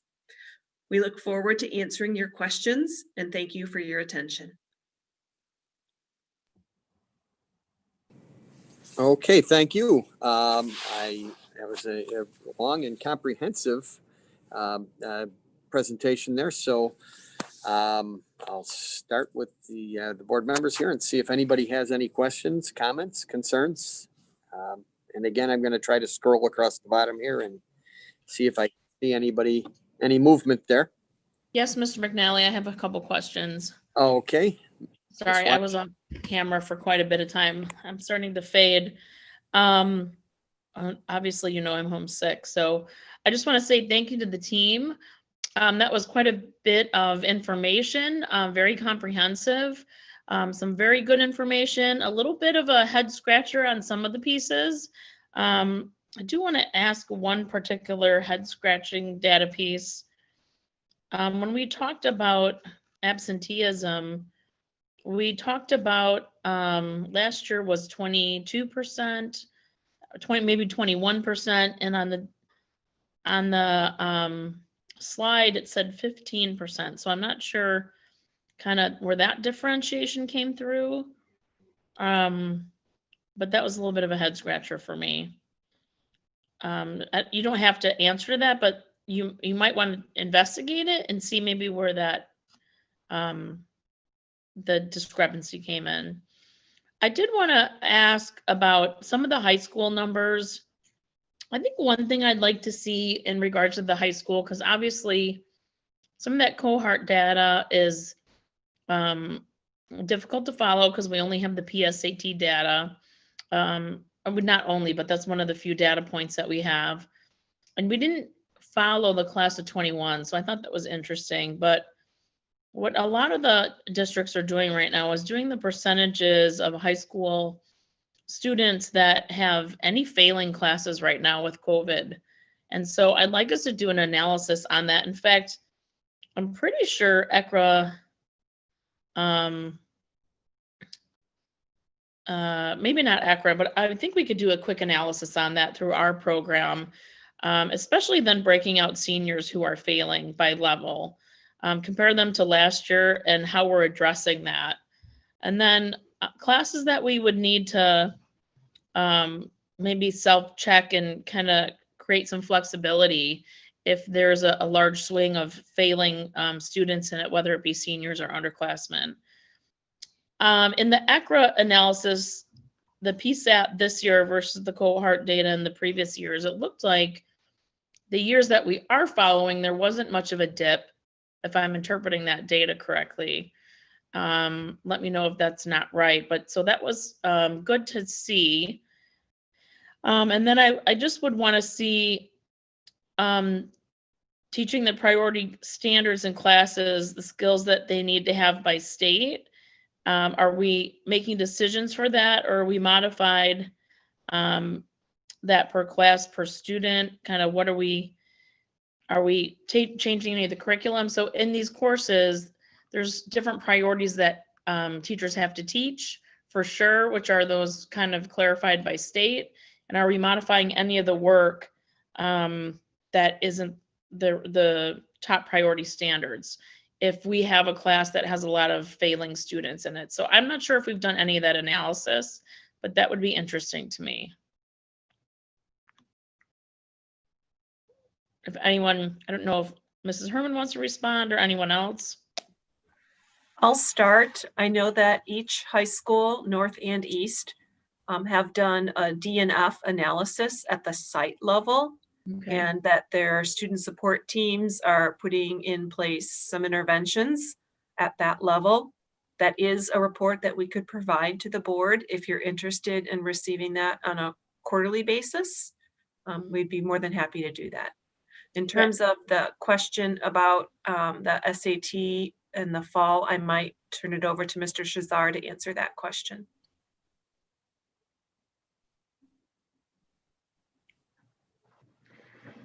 Yeah, I mean, we can get the data. We were looking at, we had just received the senior data. They took the SAT in September. We had just received that as we were finalizing this report. Traditionally, we haven't, we've had that data in the past and it's presented the year before. There are no tests in the senior year. So all that data is done in the junior year, and that's when we've presented the data through. This year it's a little different with last year's juniors taking it in their senior year in the beginning. We won't get the students are getting their individual student reports for the PSATs and the other things, but we don't get that data as a district until December 1st, or rather November 31st. Once we get that, we plan on putting more comprehensive piece of data together for that. Okay, well, I think 2021.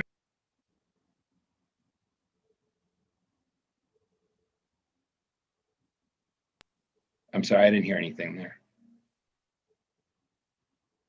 Ms. Weibel, I believe you are muted. Yes, I was muted by the host. So 2021 would have the data through the PSATs, at least, you know, up until they were supposed to take the SAT in the spring. So they would have data. And Mrs. Herman, I would be very interested in seeing the D and F report from the high schools. I don't know about the other board members, but I think that's what I was talking about. Depending on if there's a course, do we need to change the priority, or if it's by, you know, particular to student group? I just would be curious as to what our percentages are, at least in a large overview.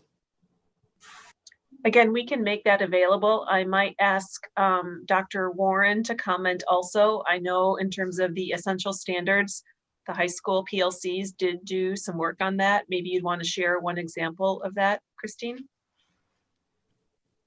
Sure. Since I used the illustrative map, I'll go ahead and address that. So a lot of those decisions, as Dr. Herman said, are made at the PLC level. In a pandemic, COVID or not COVID, those are instructional decisions that our teachers are making on a regular basis in terms of responding to the students in front of them.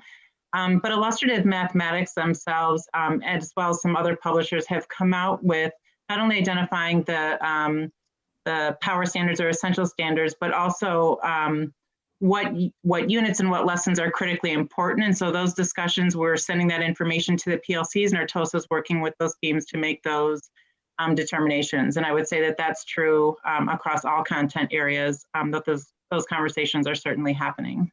Okay, I appreciate that. So thank you for letting us know that that's going on all the time, continuously, not just in a COVID time period. So I appreciate that insight.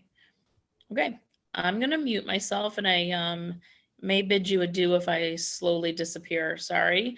Thank you everyone for your very hard work this evening. I appreciate your time and energy into this report. It's very insightful. Mr. McNally, I had a couple questions. I was just trying to unmute myself to see who was up next and scrolling along the bottom there. So you're it. No problem.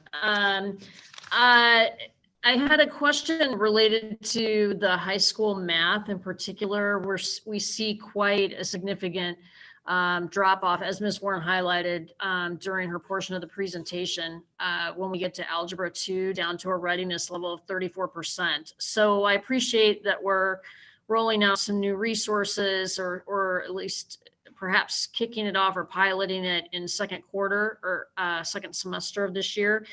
What types of things are we doing today or in the short term to try and close that gap yet for this year, especially since that's a graduation requirement for a lot of our students?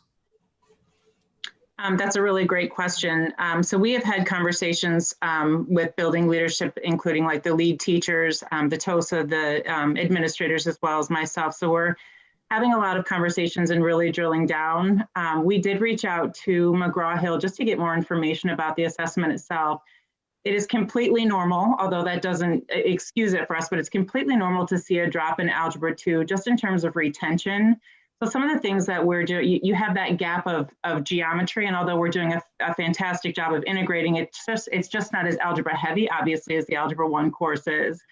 So they're continuing to, in Algebra 2, really, the research shows that you're not supposed to stop and isolate a skill and teach it, but they're supposed to naturally integrate it into the Algebra 2 content. So they're taking those Algebra 1 skills that students need to know that might struggle with and embedding it where it naturally fits in the Algebra 2 curriculum.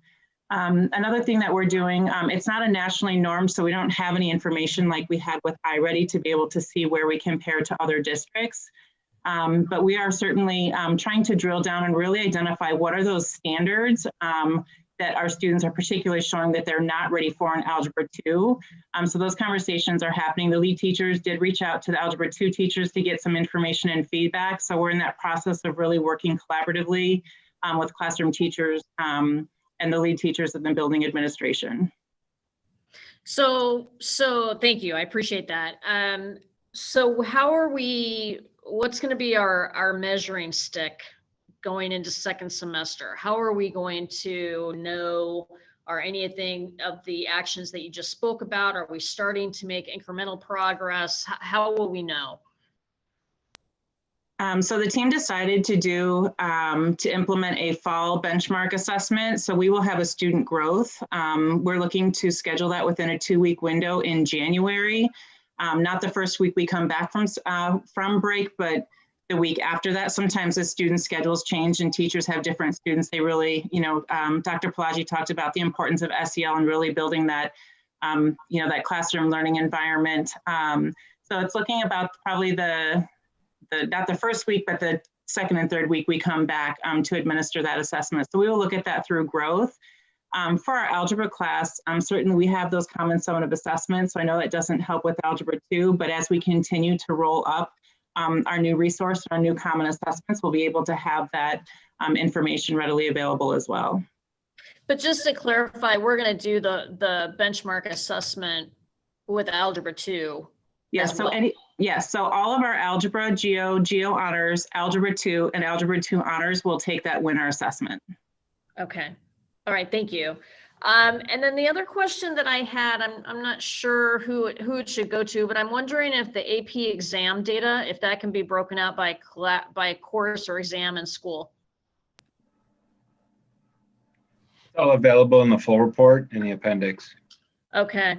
And when will we do we have the full report yet? My understanding is that was presented. It will be posted for the public after the meeting tonight, but it should be in your supplemental documents. Okay, thank you. That's all I have, Mr. McNally. Thank you. Oh, and I knocked my computer over trying to. Okay, well, we have a couple more board members who may or may not have questions. So the next one I see up is Mrs. McCabe. Looks like you may be ready to ask questions. I was. Thank you. It was a great report. I started reading it at 3:30 this morning, and I have it memorized already. So thank you for all your hard work. I think it's so comprehensive. It's going to help the board in its planning and goal setting. And one of the things I'd like you to think about, I don't expect an answer now because I really do want you to think about it. Were these the right goals? Should the board be looking at something else? Are there other things we should be attending to? As we do our goal setting, I would in particular want to be sure that we're focused on the right things. You spend a lot of time working through what we've asked you to do, and you do it very well. But I really want to be sure we're focused on the right pieces so instruction will change and more students will learn. So I don't want a goal that's going to turn out to be 95% of met in the fall. I want a goal that's really going to say, hey, we need to focus on this particular thing, because then not only will you hold us our feet to the fire on resources, but we will hold you all accountable as well. So I want you to think about that at some point down the line, recommendations of what we need to do. One of the things I'm concerned about for this year in particular is that we have lost the feedback loop for instruction.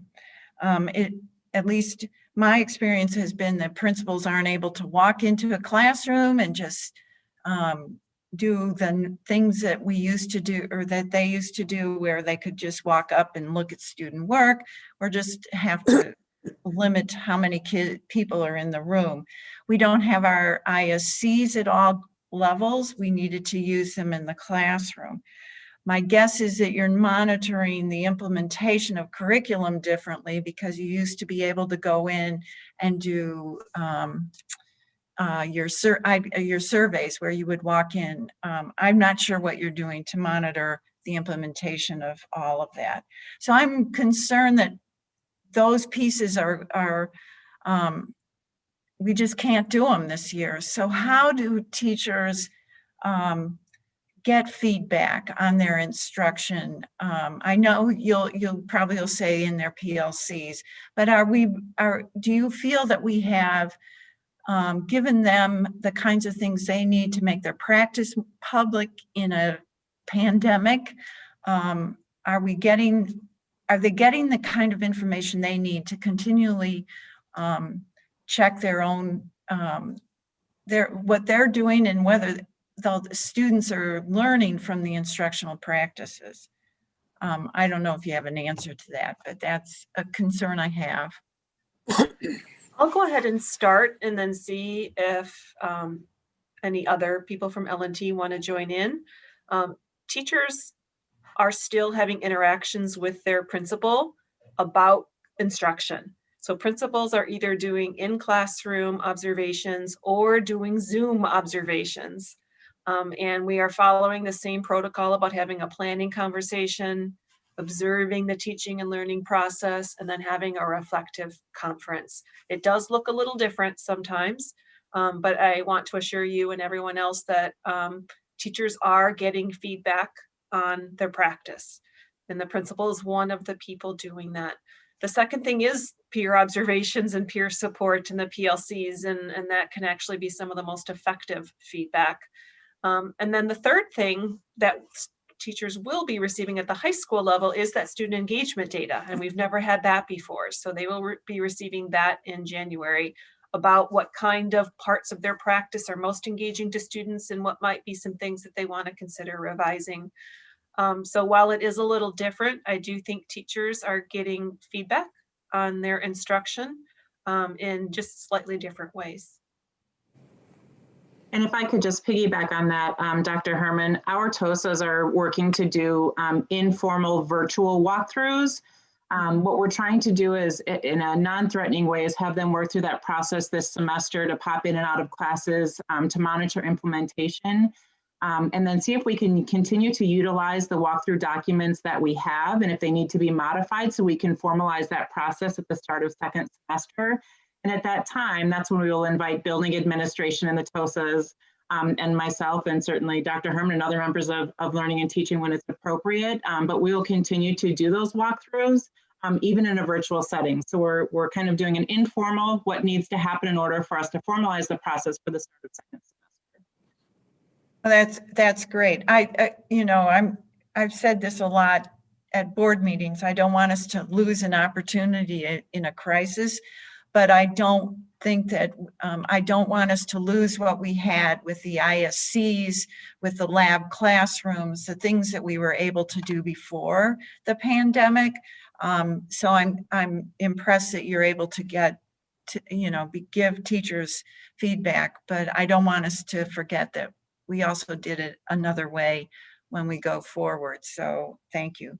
And one more piece that I was really lucky to go to the high school and see 3 different classrooms. And in one of the classrooms, they did what my elementary person would say is a morning meeting. And it was at the very beginning of the class. And it was very impressive. There were the remote kids, the hybrid kids, and the in-person kids all in this classroom, and the teachers did a great job of bringing them all together. In terms of the MTSS piece, morning meeting is a really, and of course it doesn't have to be in the morning, but it's one of those really important community pieces. And I just wanted to let you know that what I saw at the high school, I thought made a difference in the classroom. And I hope with that we're seeing that happening more and more, especially with kids in all different little 2-inch boxes and, you know, and not together, that community feeling. And I was impressed with what I saw. I really don't have a lot of specific questions because I think you did such a comprehensive job here in putting everything together. But I appreciate it a lot. I'm sure there'll be other questions as we go down the road in this year, but thank you so much for all your hard work. And to the teachers and the supports that you put in place. Thank you. Okay, we have Ms. Barker. Did you have any questions? She has sent me a few things to read, so I'm reading her words as posted. All right. First, when I look at pages 10 and 11, and this is in the full report in Board Book, it is clear that we have a serious equity issue among subgroups. I know equity is a goal that we have written and a potential plan being presented in December, but I am encouraging this plan to move from an organization reviewing the district to having an individual to drive improvement and changes in equity and social justice as identified. Hold on a second. Otherwise, my concern is that it may start strong, but fizzle without a position driving it forward, ensuring it is an area of focus. Now a new comment. I appreciated the inclusion of the assessment plan in all of the appendices. And a new comment, coming back to high school math, we left off in early second semester with a plan to review data, some of which we don't have, in order to move forward with illustrative math, since we only purchased for 1 year instead of 3. How will we be able to make this determination come spring without the data we expected to be able to use to determine the resource effectiveness to know if we should move forward in courses and in years of purchase? Also, when will we hear about the resource effectiveness and the plan for additional pathways such as Algebra 1 honors? So I'm going to let Dr. Warren answer the specific questions, but in general, about the CRT's recommendations, but in terms of the assessments and having data for the math program, we intend to have a presentation in January after we have our end of term results in general, and we will also be making recommendations on next steps in the CDT. But I'll let Dr. Warren explain the selection process for geometry and algebra 2. Sure, thank you. So as I think, I don't remember whose question I was answering, but we do have common summative assessments in our algebra course. And so that's the closest assessment to the classroom. So those are the assessments that we have available to assess our implementation and to measure student success. So we'll continue to administer those. We also have our ALEKS data that can certainly help us assess student growth. But having, you know, the SAT, the PSAT, and having that information, that is true. We don't have that information ready available. The other part for geometry and algebra 2, we have our CDT starting. We have the members who are interested. Because of this shift in the learning environments and the uncertainty, the team felt pretty strongly about waiting until January to start meeting, just so that they had you know, this first semester under their belt, not knowing, you know, in the high school, we had originally started meeting and then we switched that model in, I think it was October. And so there was just some concerns about them being able to dedicate the time that they wanted to. So that curriculum development team, it's a combined team, will be starting in January. So that communication will be going out to those team members sometime this week.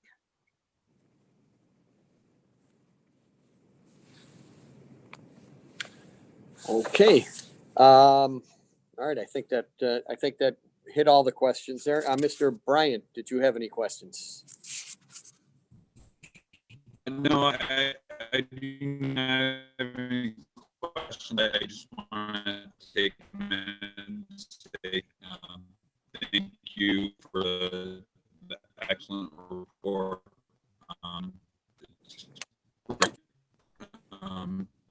It's great seeing all the hard work that put into all the administrators and teachers are doing in this district. So, and I just want to thank you. And You're very difficult to hear.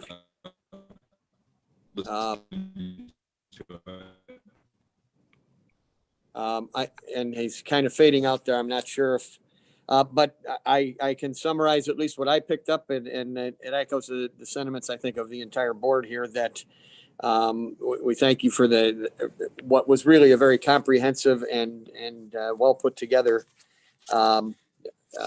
presentation. I have no questions myself. Remaining member that I have not called on yet is Mr. Mannheim. Did you have any questions? No, I'm good. Thank you. All right. So we are, as I say, I think that one of the things I like doing is sitting back and letting other people ask the questions. Then I don't have to ask anyone who comes around to me. So I think it was pretty comprehensive, and I appreciate the hard work that was put into that. And that was the final item for our agenda tonight. The only thing we have left is potential future agenda items for our December meeting. Dr. Herman, do we have anything right now that we're looking at? Yes, Dr. Roosh and I are preparing an update for the equity goal, and we will take into consideration feedback we've received tonight from the board members on wanting to make sure that we have strong and steady forward momentum on that goal. So that is the number one thing on our agenda, and we are open to following up with the questions that you asked for. So the other thing we could present is the DNF data, or answer board questions about that. We can get the data to you sooner, but we could have up a follow-up conversation about the DNF data and plans to support students in second semester should they not earn credit this fall. Okay. All right. And that meeting, as I recall the date being 12/21, the 21st. Yes.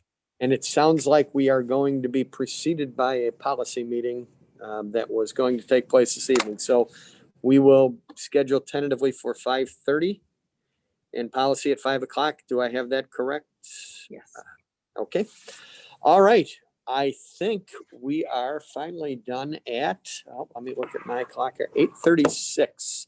I believe we can adjourn the meeting.